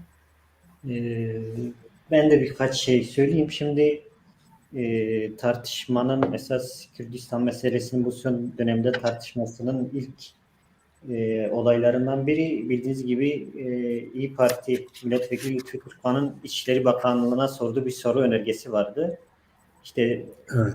orada sorulardan biri şu: işte Türkiye'de Kürdistan demek yasakken bir partinin adında bu kelimenin yer alması serbest mi bırakılmıştır? Eğer serbest bırakılmışsa işte bu parti isminde geçen Kürdistan neresidir Kürdistan neresi? diye bir soru sormuştu. Şimdi aynı soruyu belki şu şekilde devam edelim. Yani Türkiye'de Kürdistan demek yasak mıdır? Oradan oradan alıp devam edelim. Bir de Kürdistan neresi diye sormuştu. Belki de yani kaderin cilvesi yine İYİ Kendi Parti başkanı İYİ Parti harita Başkanı çıkarıyor. bu sefer Cemil Taşkesen Siirt'te burası Kürdistan'dır diye cevap vermişti. Yani bir Evet. nevi Tam denk düşmüştü yani süreç böyle. İçişleri Bakanlığı'nın cevaplamadığı önergeyi Cemil Taşkesen cevaplamıştı. Evet. Yani şimdi meslektaşlarım belirttiler. Yani Türkiye'de, yani Türk hukukunun tabi olduğu rejimde Kürdistan demek hak ve özgürlükler bağlamında düşündüğümüzde ve tartıştığımızda suç değil. Ama daha önce de dediğim gibi şimdi Türk yargısı, yani Türkiye'nin sınırları içerisinde veya Türkiye'nin sınırları dışında herhangi bir coğrafyayı, herhangi bir teritoriyayı, herhangi bir alanı Kürdistan olarak tariflemeyi işte terör örgütü propagandasından tutun halkı kitle düşmanlığa tahrik etmeye, oradan terör örgütüne kadar uzanan geniş bir suç skalasına tanımlıyor. Yani bu nedir? Bu vatandaşların kendilerini tarif etmesini, yaşadıkları bölgeyi, konuştukları dili tarif etmeyi, bir ceza soruşturması ve kovuşturması konusu yapmak. Yani şimdi Kavramı kriminalize etmek. tabii. Şimdi hak ve özgürlükler bağlamında baktığımızda işte Dildar hocam da söyledi. İşte anayasanın 90. maddesinin son fıkrası insan hakları yani uluslararası insan hakları sözleşmelerinin Türk hukukunda kanun hükmünde olduğunu ve hatta kanunlarla çeliştiği durumlarda kanunlara üstün sayılacağını belirtiyor. Yani normlar hiyerarşisinde insan haklarına yönelik uluslararası sözleşmeler kanunlardan da üstündür. Bu ne demek? Yani bu Türkiye'nin de taraf olduğu Avrupa İnsan Hakları Sözleşmesi'nin ve onun organı olan Avrupa İnsan Hakları Mahkemesi kararlarının ve içtihatlarının Türk yargısı için bağlayıcı olduğu sonucunu çıkarıyoruz burada. Şimdi esasında bir ifade ne zaman cezalandırılır, bir ifade ne zaman suç teşkil eder, ona bakmak lazım bu bağlamda. Yani Avrupa İnsan Hakları Mahkemesi hangi ifadenin cezalandırılabileceğini, yani ifade özgürlüğüne hangi durumlarda müdahale edilebileceğine yönelik çok geniş bir içtihat oluşturmuş ve bu geniş içtihatın oluşturulmasının temel nedenlerinden biri de yine Türk yargısı. Yani Türk yargısı bu konuda cezalar veriyor. Bu cezalar işte itirazlara, temizlere tabi tutuluyor. Anayasa Mahkemesi'ne götürülüyor. Sonra bundan da sonuç alınamayınca Avrupa İnsan Hakları Mahkemesi'ne götürülüyor. Ve Türkiye yani şu an tam istatistikleri bilmiyorum ama yani nüfusuna göre belki de Avrupa İnsan Hakları Sözleşmesi'nin 10. maddesinden en çok ihlal alan ülkelerden biri. Yani bu ne anlama geliyor? Bu aslında suç teşkil etmeyen ifadelerin, düşünce açıklamaların cezalandırıldığı anlamına geliyor. Şimdi Avrupa İnsan Hakları Mahkemesi şöyle diyor. Yani öncelikle ifadenin içeriğini, ifadenin içeriği eğer şiddet unsuru taşımıyorsa, eğer şiddete teşvik etmiyorsa, şiddet hareketlerini teşvik etmiyorsa, eğer başkalarının işte kişiliğine saldırı teşkil etmiyorsa bu ifadenin cezalandırılmasına gerek yoktur. Eğer bu ifade böyle bir anlam içermiyorsa ve buna rağmen cezalandırılıyorsa burada artık ifade özgürlüğü ihlal edilmiş. Şimdi yani son güncel meseleler ve yani aslında bu son güncel meselelerden önce de Kürdistan demek yani yargı konusu olmuş ve hatta yani avukatlar da bu yargılamanın konusu olmuş. Yani bizzat avukatların kendisi de bu yargılama konusu olmuş.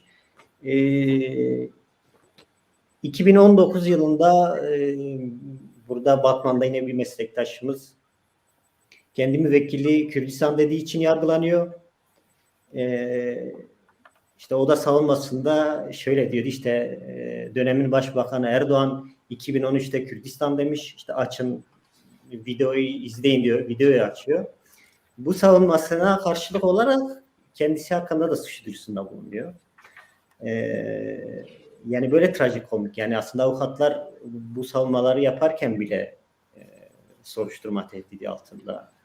Yine başka bir meslektaşımız bir basın açıklamasında Kürdistan dediği için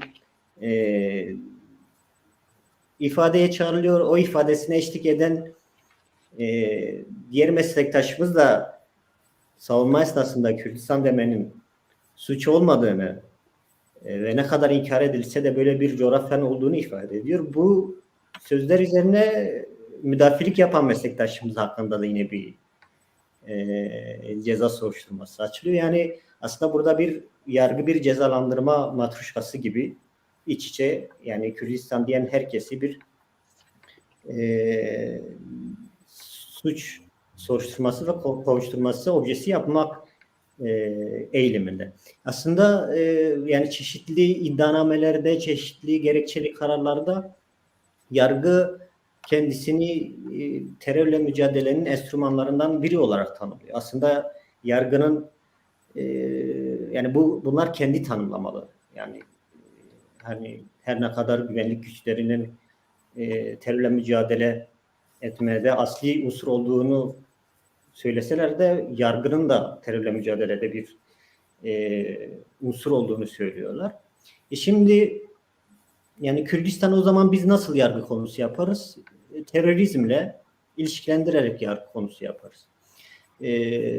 Yani yargının temel yaklaşımı böyle ve güncel olaylar dışında da Şimdi Keksa Bey, bu hukuksal anlamda Kürdistan ifadesini kullanıp da sizin pratiklerinizde ceza alan kimse var mı? Var, tabii var. Yani şimdi aslında hani cezalandırma yoluna gidince yani yargının da bir pratiği var. Yani tek başına salt Kürdistan ifadesinden dolayı yani onu anlatmaya çalışıyorum. Yani gerekçeli kararlarda böyle geçmez. Yani yargılama sürecini bilmeyen kişi için yani sırf Kürdistan dediği diye cezalandırıldığını anlamak mümkün değil. Ama yargılama sürecini takip eden avukat bunu bilir. Yani mesela işte biri yani şu an atıyorum Cemil Taşkesen hakkında bir soruşturma var. Yani ben yani yargının pratiğini biliyoruz. Mesela ne yapılacak Cemil Taşkesen hakkında? Büyük ihtimalle sosyal medya hesapları araştırılacak. O sosyal medya hesaplarından işte geriye dönük bir araştırma tarama yapılacak. Örgüt Varsa işte üyeliği. Kürtlüğe yönelik, Kürdistan'a yönelik, Kürtçe'ye yönelik herhangi bir ifade, herhangi bir beyanı varsa temelinde onlar konulacak dosyaya ve bunun üzerinden bir dosya açılacak. Bunun üzerinden bir yargılama yapılacak ve belki bunun üzerinden bir cezalandırma yapılacak. Yani işte sırf Kürdistan dedin diye sana ceza veriyoruz demiyor. Yani yargı da bunu demiyor. Ama dediğim gibi yani eğer Kürdistan'ı yani bir coğrafyayı Kürdistan olarak tanımlarsan bunu da bir cezalandırma sebebi sayıyor. Yani mesela benim takip ettiğim dosyalarda çeşitli bazı sosyal medya paylaşımlarıyla birlikte paylaştığı bir videoda işte Kürdistan haritasının geçmesini bir cezalandırma gerekçesi saymışlardı. Yani onun için yargının temel şeyi işte Kürtlüğe, Kürtçe'ye, Kürdistan'a dair söylemleri terörizmle ilişkilendirip cezalandırma eylemi taşıyor. Ama dediğim gibi Dildar Hocam'ın da dediği gibi Anayasa 25, 26 ve Avrupa İnsan Hakları Sözleşmesi'nin 10. maddesi şiddet içermeyen, şiddete teşvik etmeyen bütün söylemleri, düşünce açıklamalarını korur. Bu anlamda biz de bir hukuk devletinde kişilerin, yurttaşların kendilerini serbestçe ifade edebilme hakkının olduğunu savunuyoruz. Keza Avrupa İnsan Hakları Mahkemesi ifade özgürlüğünün bir toplumun kendisini geliştirmesinin en önemli unsurlardan biri olduğunu ifade ediyor. Biz de bu temelde yaklaşıyoruz, bu temelde savunmalar geliştiriyoruz. Evet, bu temelde Peki, teşekkür ederim. baroların yapmış olduğu çalışmalar. Ben müsaade ederseniz bu turla ilgili bir kısa oraya bir söz geleceğim, size istiyorum. geliyorum. Kekşehmuz size geleceğim de. Tamam. Şöyle bir şey, yani tamam hukuksal anlamda evet kendimizi savunabiliriz. Bu ifade çok yaptırımı olan bir şey değil ama işte sözünü ettiğiniz siyasi iktidarın işin içine girmesi, bunu terör örgütüyle damgalaması, bu kavramı ifadeyi terör örgütüyle şey yapması, o ifadeyi kullanan insanımız için toplum içinde bir damgalanma, bir baskı unsuruna söylüyor. Geçen gün bir akademisyenle işte Kürdistan yerini değiştirmiş Doğu ve Güneydoğu kavram ifadeyi kullanan bir akademisyenle görüştüm. Neden bunu yaptığını sordum. Dedi ki ben hukuksal olarak bunun yaptırımı olmadığını bilmiyordum. Yani Kürdistan ifadesinin bu nedenle çıkardım, yerine Doğu ve Güneydoğu kullandım. Şimdi tamam, bu hukuksal yanını baroların gerçekten toplumun bu yönde bilgilendirmesi için önemli bir rolü var ama bir de işin diğer yanı var. Buradan Kekşehmuz'a geçmek istiyorum. Yani hukuksal olarak tamam, avukatlarımız gitti, savundu ve bu arkadaşlarımız da tutuklanmadılar, bırakıldılar. Ama büyük bir şey altındadırlar ona. Yani büyük bir siyasi sorun, toplumsal baskı, hatta ailelerden, hatta sıkıştırma, hatta devlet tarafından onların işleri, gücü, gündelik yaşamları üzerinde belli baskılar, soruşturmalar, takipler falan filan. Yani bu insanlarımızı daha fazla çarpıyor. Baroların bu konuda da yani fonksiyonları, işlevleri neler olabilir? Bu konuda nasıl yardımcı olunabilir? Yani tabii ki sadece bu baroların sorunu değil, bu sivil toplum olarak ve siyaset olarak bütün toplumumuzun sorunu. Peki, zamanımız bitiyor. Yaşar. Evet. Zamanımız azaldı. Son tura Evet. geçtik. Biraz yani 2 saati geçtik mi yayın kendiliğinden kesiliyor. Yani biz kendi kendimize konuşmuş oluruz. Onun için sanıyorum önemli olan sorunun tartışılmasıdır. Şey yapmayalım yani. Önemli olan esas sorunun tartışılması. Yani bu avukatlarımızı bulmuşken bunları konuşuyoruz yani. Evet. Tabii. Ama yani zamanını getirirsek Tamam, biz tamam. beşimiz kendi aramızda konuşmuş olacağız. Bu hukuki durumla ilgili de ben de kısaca birkaç Peki. hususat çekerek başlayayım. Şimdi burada amaçlanan şey devletin Üçer özellikle- cümle kuralım. Tabii toplumu kategorize etmeden hangi amaçla kullanıldığına bakılmaksızın Kürdistan kavramı, Kürt kavramı, Kürtlerle ilgili kavramlarla ilgili tepki vermesindeki temel amaç mümkün olduğu müddetçe miktarda bu kavramı unutturma, zihinlerden silme amacı vardır ve çünkü bunu tehdit olarak görüyor. Şimdi Geksey'da PAK hakkında açılan davadan söz etti. Sadece PAK hakkında değil, isminde Kürdistan kavramı bulunan partilerimizin hepsi hakkında dava açılmış. PAK, PSK,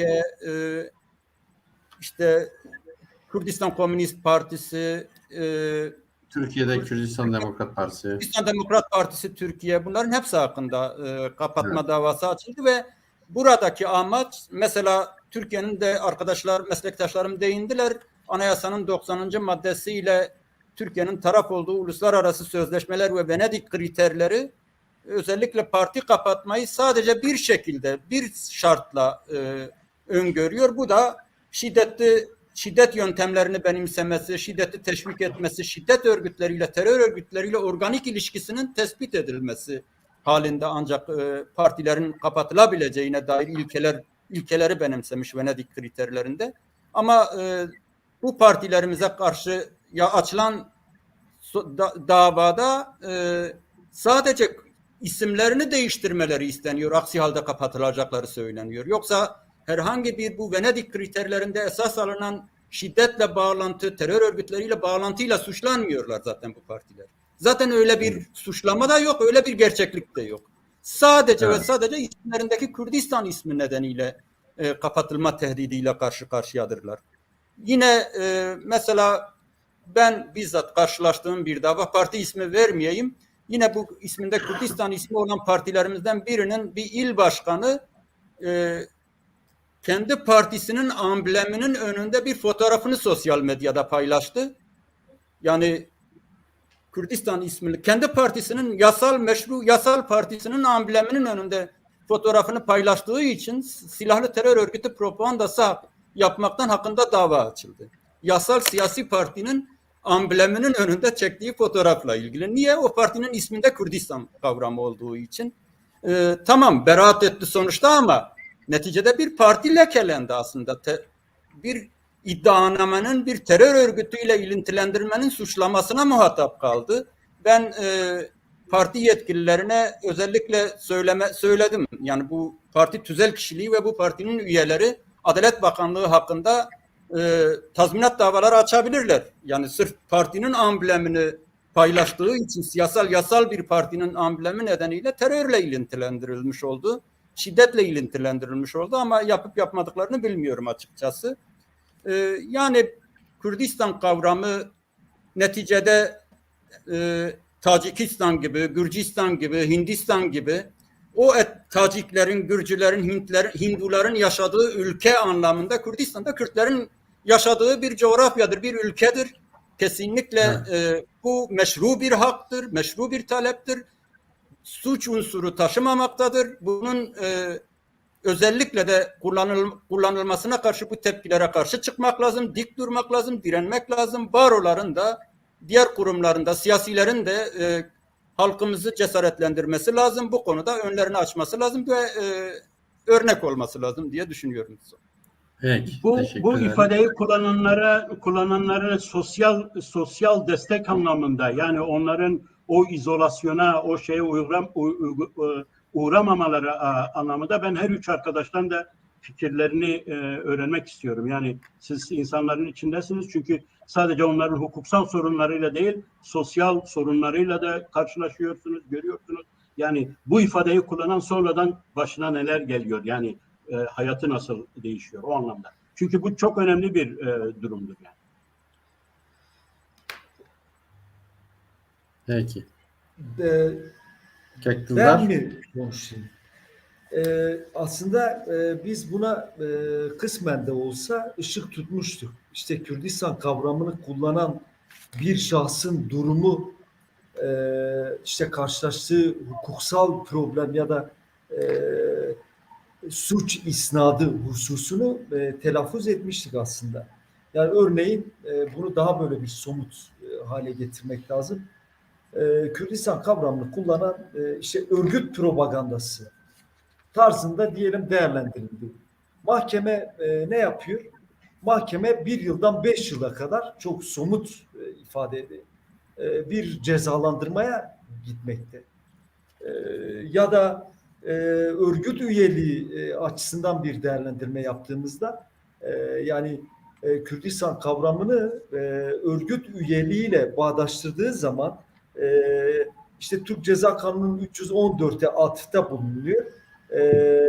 Kişi 10 yıldan 15 yıla kadar bir cezayla da karşı karşıya kalabiliyor. Yine 314 Taksim 2. fıkrası 5 yıldan 10 yıla kadar cezayla hani karşılaşabiliyor. Yardım yataklık hususu örneğin Türk Ceza Kanunu'nun 220'ye 7. fıkrası.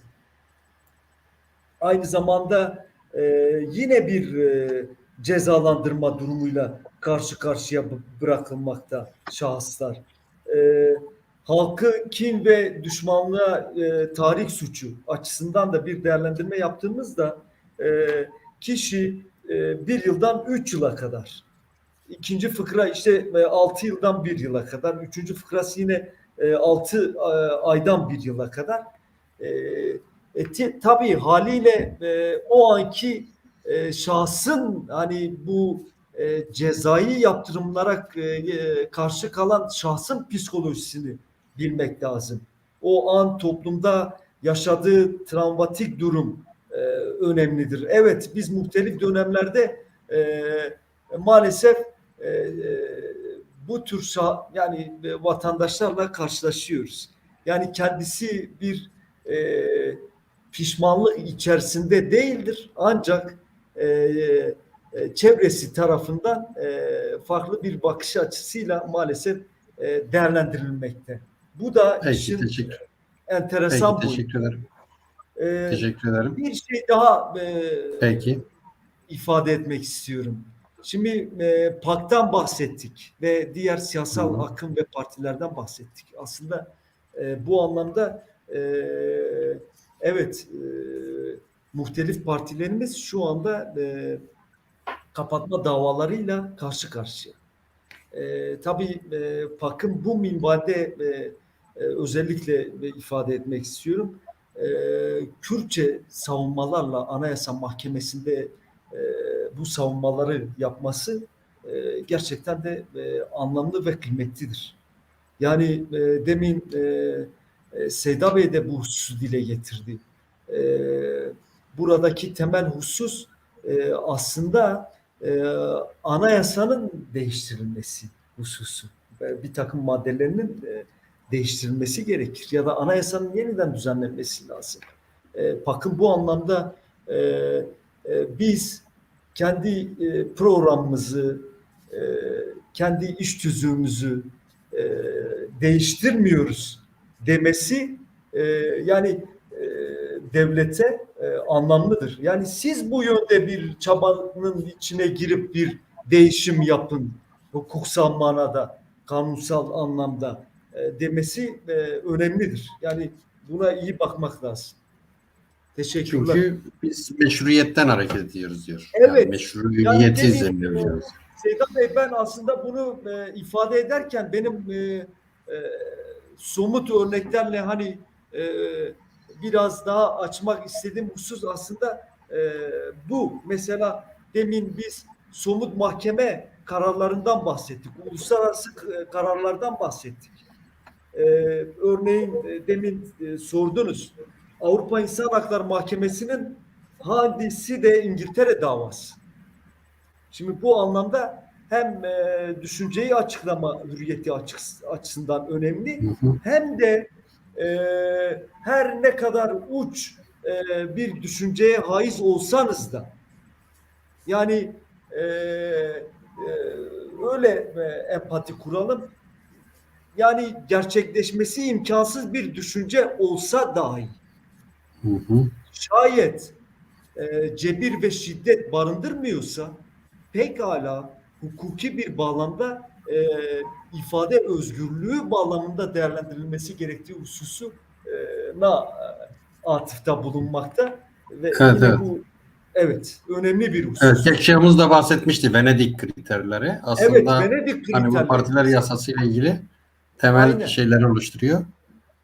Yani Temel güncel referansları birçok oluşturuyor. örnekten bahsedilebilir. Biz sadece birkaç kişiden bahsettik. İşte Cemil Taşkesen, araştırma görevlisi İzzullah Kurum, çeşitli siyasal partilerin öncüleri de bu konuda yargılanmakta.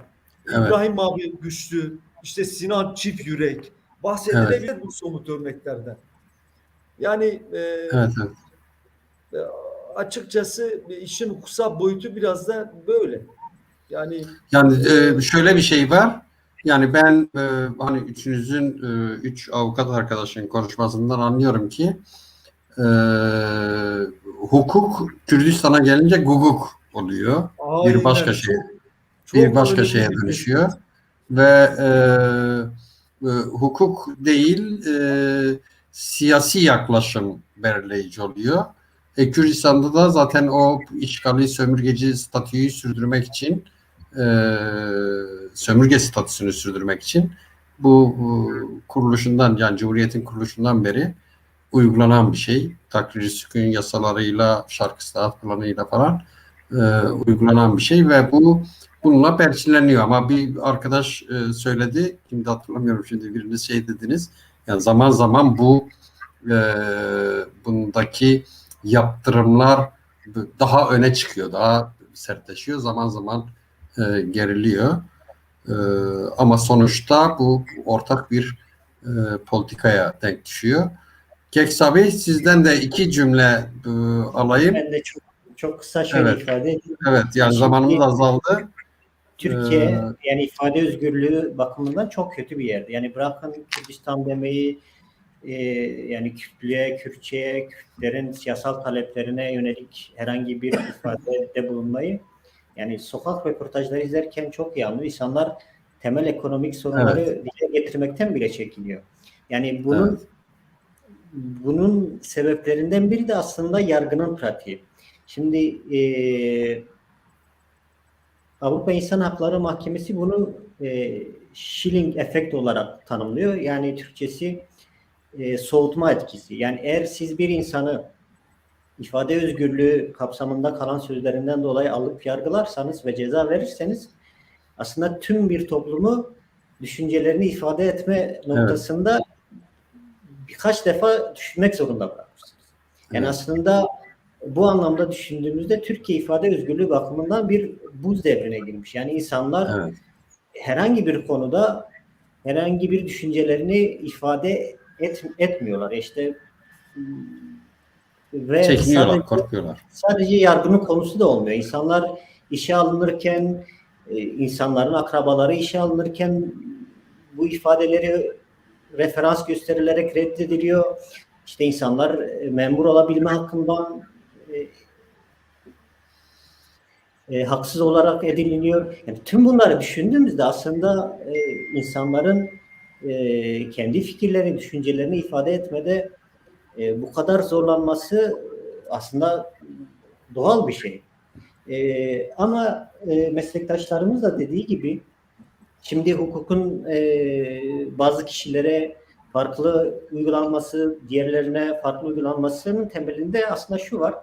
Şimdi biz yani vatandaşlar olarak devletle bir yani toplumsal bir sözleşme imzalandığı varsayımından hareket ederek toplumsal ve hukuksal normlara uyarız. Devlet de bu toplumsal sözleşmenin tarafı olarak aslında hukuku delme gücüne sahip olmasına rağmen bu hukuka uyacağına riayet eder. Ve devlet meşruiyetini buradan alır. Yani toplumsal sözleşmeye ikimiz de uyacağız. Meşruiyetini alır. Şimdi burada toplumsal sözleşmenin bir tarafı sürekli sözleşmenin içeriğini tek taraflı olarak ya feshediyor ya bir dönemde askıya alıyor ya da uygulayamıyor. Kürtler açısından işte terörle mücadele kanunu, TCK ve Anayasa Mahkemesi ve anayasanın kendisinde ciddi sıkıntılar olan maddeler var. Ama temelde yargının bunları uygulayışı da çok sıkıntılı. Yani şimdi anayasanın 66. maddesi yani temel vatandaşlık tanımı. Yani Türkiye'de bu vatandaşlık tanımı değişmediği sürece yani Kürtlerin herhangi bir hak taleplerinin çok konuşulabileceği bir ortamın olacağını düşünmüyorum mesela. Çünkü bu tanım Türk devletinden vatandaşlık bağıyla bağlı olan herkesi Türk olarak tanımlıyor. Yani, Peki Bey, bir zahmet tekrar bu Kürdistan şeyine dönelim. Yani Kürdistan ifadesine, Kürdistan ifadesini kullanmanın Kürt sivil toplumu içinde nasıl oturtulabilir, nasıl maddi bir duruma getirebilir, nasıl hiç kimse şu olmadan bu kavram bizim gündelik yaşamımız haline gelebilir. Bu konuya dönelim çünkü bu konu bahsini ettiğiniz sesim duyuluyor mu? Duyuluyor. Bahsini ettiğiniz Kürdistani partilerin yaşamıyla ilgili de varlığıyla ilgili de organik sosyolojik bir bağ içindedir. Kürdistani partiler gelişemiyor, güçlenemiyor. Her yelpazeden Kürdistani ideolojik parti vardır ama onlar sadece fedakar, profesyonel çok kadroların şeyinde kalmıştır. Neden kalmıştır? Çünkü Kürdistani bir partiye normal bir Kürt vatandaşı başka bir partiye gidip üye olabildiği gibi olamıyor. Gidip onun için açıkça çalışamıyor. İnsanlar içinde kendisine ben Kürdistan Özgürlük Partisi'ndenim açıkça söyleyemiyor. Bu son derece önemli yaşamsal bir sorundur Kürt siyaseti için. Bu anlamda yani biz bu kavramı, bu ifadeyi gerek hukuksal gerekse sivil toplum olarak nasıl meşru bir hal kullanımını meşru bir hale getirebiliriz? Biz yani bunu konuşmak istiyoruz.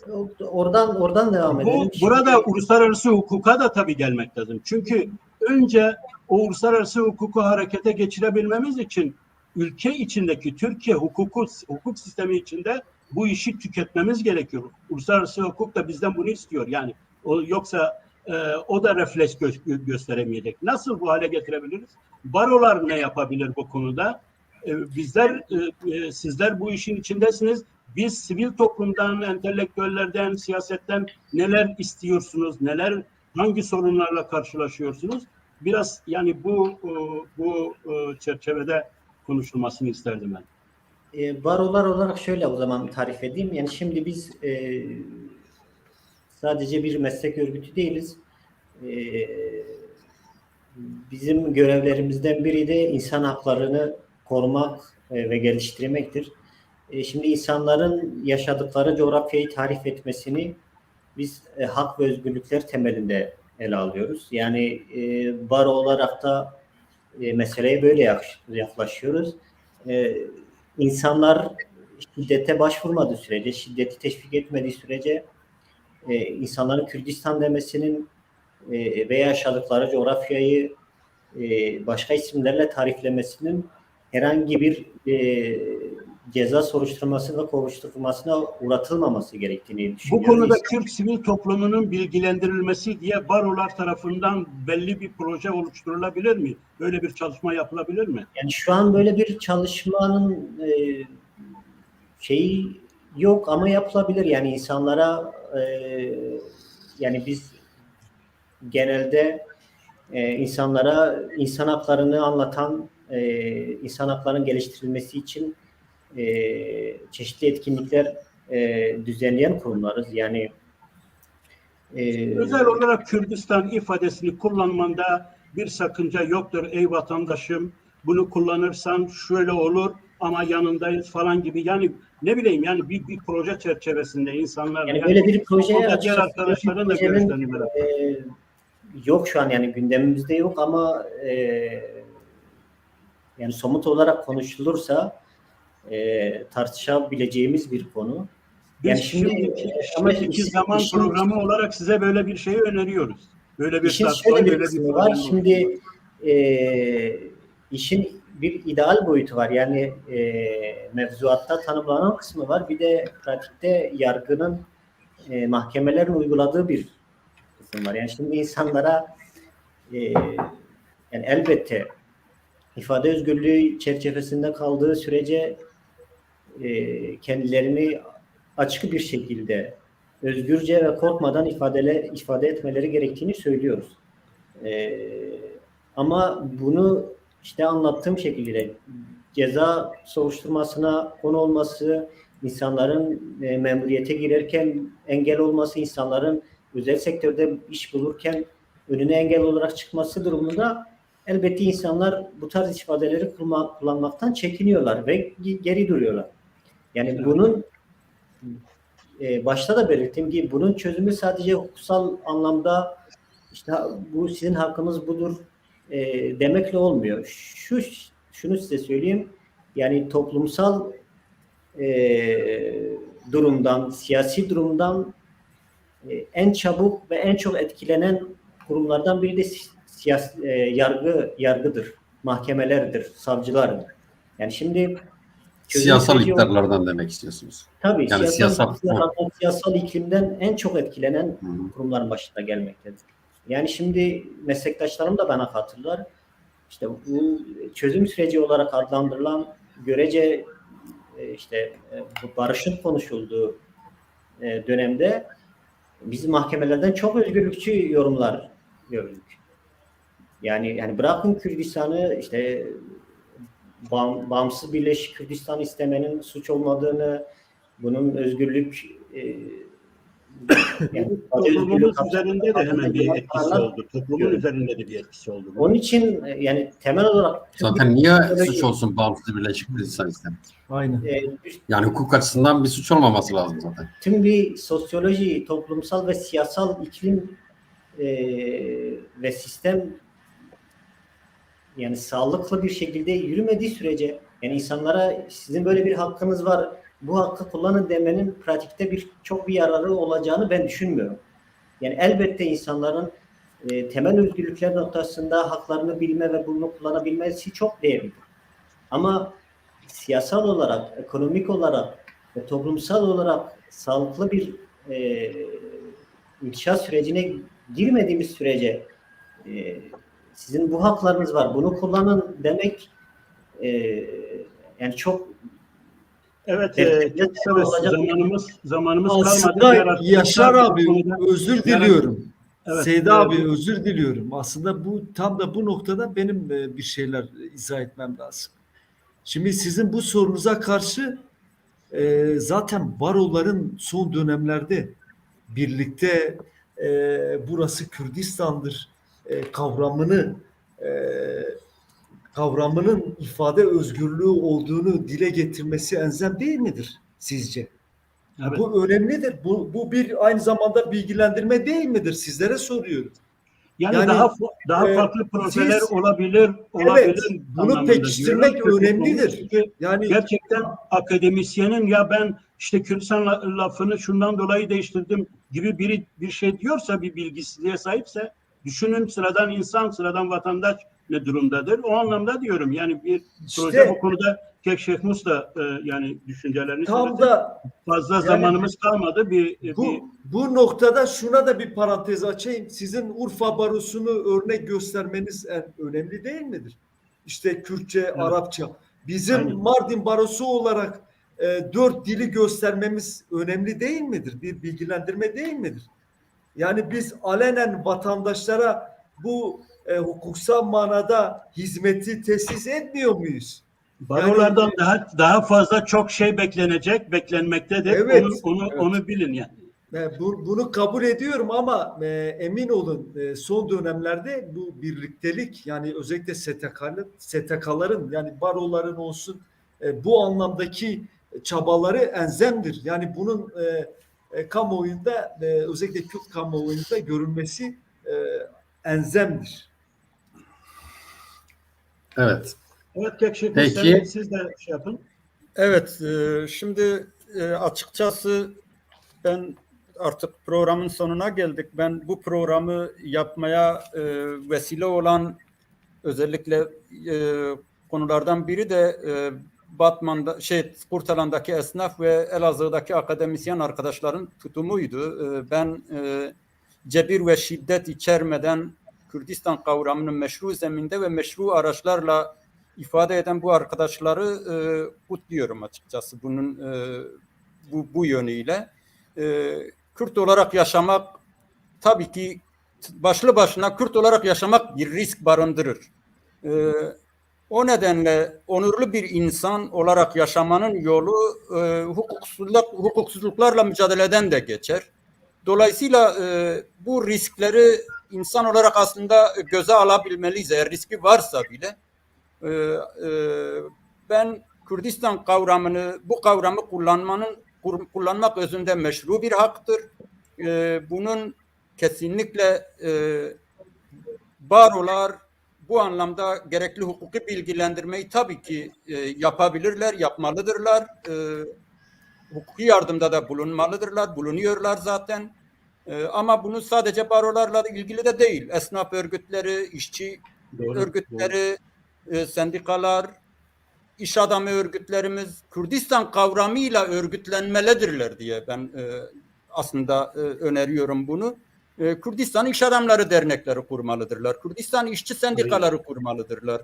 Bunu sadece Kürt siyasi partilerinden beklemeyelim. Kürt siyasi partileri evet. zaten bunun bedelini zaten ödediler. Ödüyorlar. Bunun tamamen gündeme gelmesi ve yaygınlaştırılması için çaba içerisinde olması lazım Kürtlerin. Ben son sözlerimi böyle bitireyim. Teşekkür ediyorum. Peki. Hepinize. Teşekkür ederiz. Sanıyorum Dıldar'la Sabih de son sözlerini söylediler değil mi? Bir iki şey daha söyleyebilirim Seyda Bey. Peki. Yani Batman Barosu olarak şunu söyleyebilirim. Yani biz toplumsal hukuka, toplumda hukukun yaygınlaşmasına önem veriyoruz. Yani biz de iki dilde hizmet vermeyi şiar edilmiş bir baroyuz. Yani hem Türkçe hem Kürtçe, hatta bunu geliştirerek Arapçada hizmet vermek istiyoruz. Çünkü yani hukuk ve adalet, yani insanlar onu anlayabiliyorsa, insanlar ona ulaşabiliyorsa adalettir. Yani insanlar kendi ana dillerinde kendilerini savunabiliyorsa, kendilerini ifade edebiliyorsa anlamlı ve değerlidir. Bu yüzden biz sivil toplumun gelişmesinin, toplumda insan haklarının gelişmesinin önemini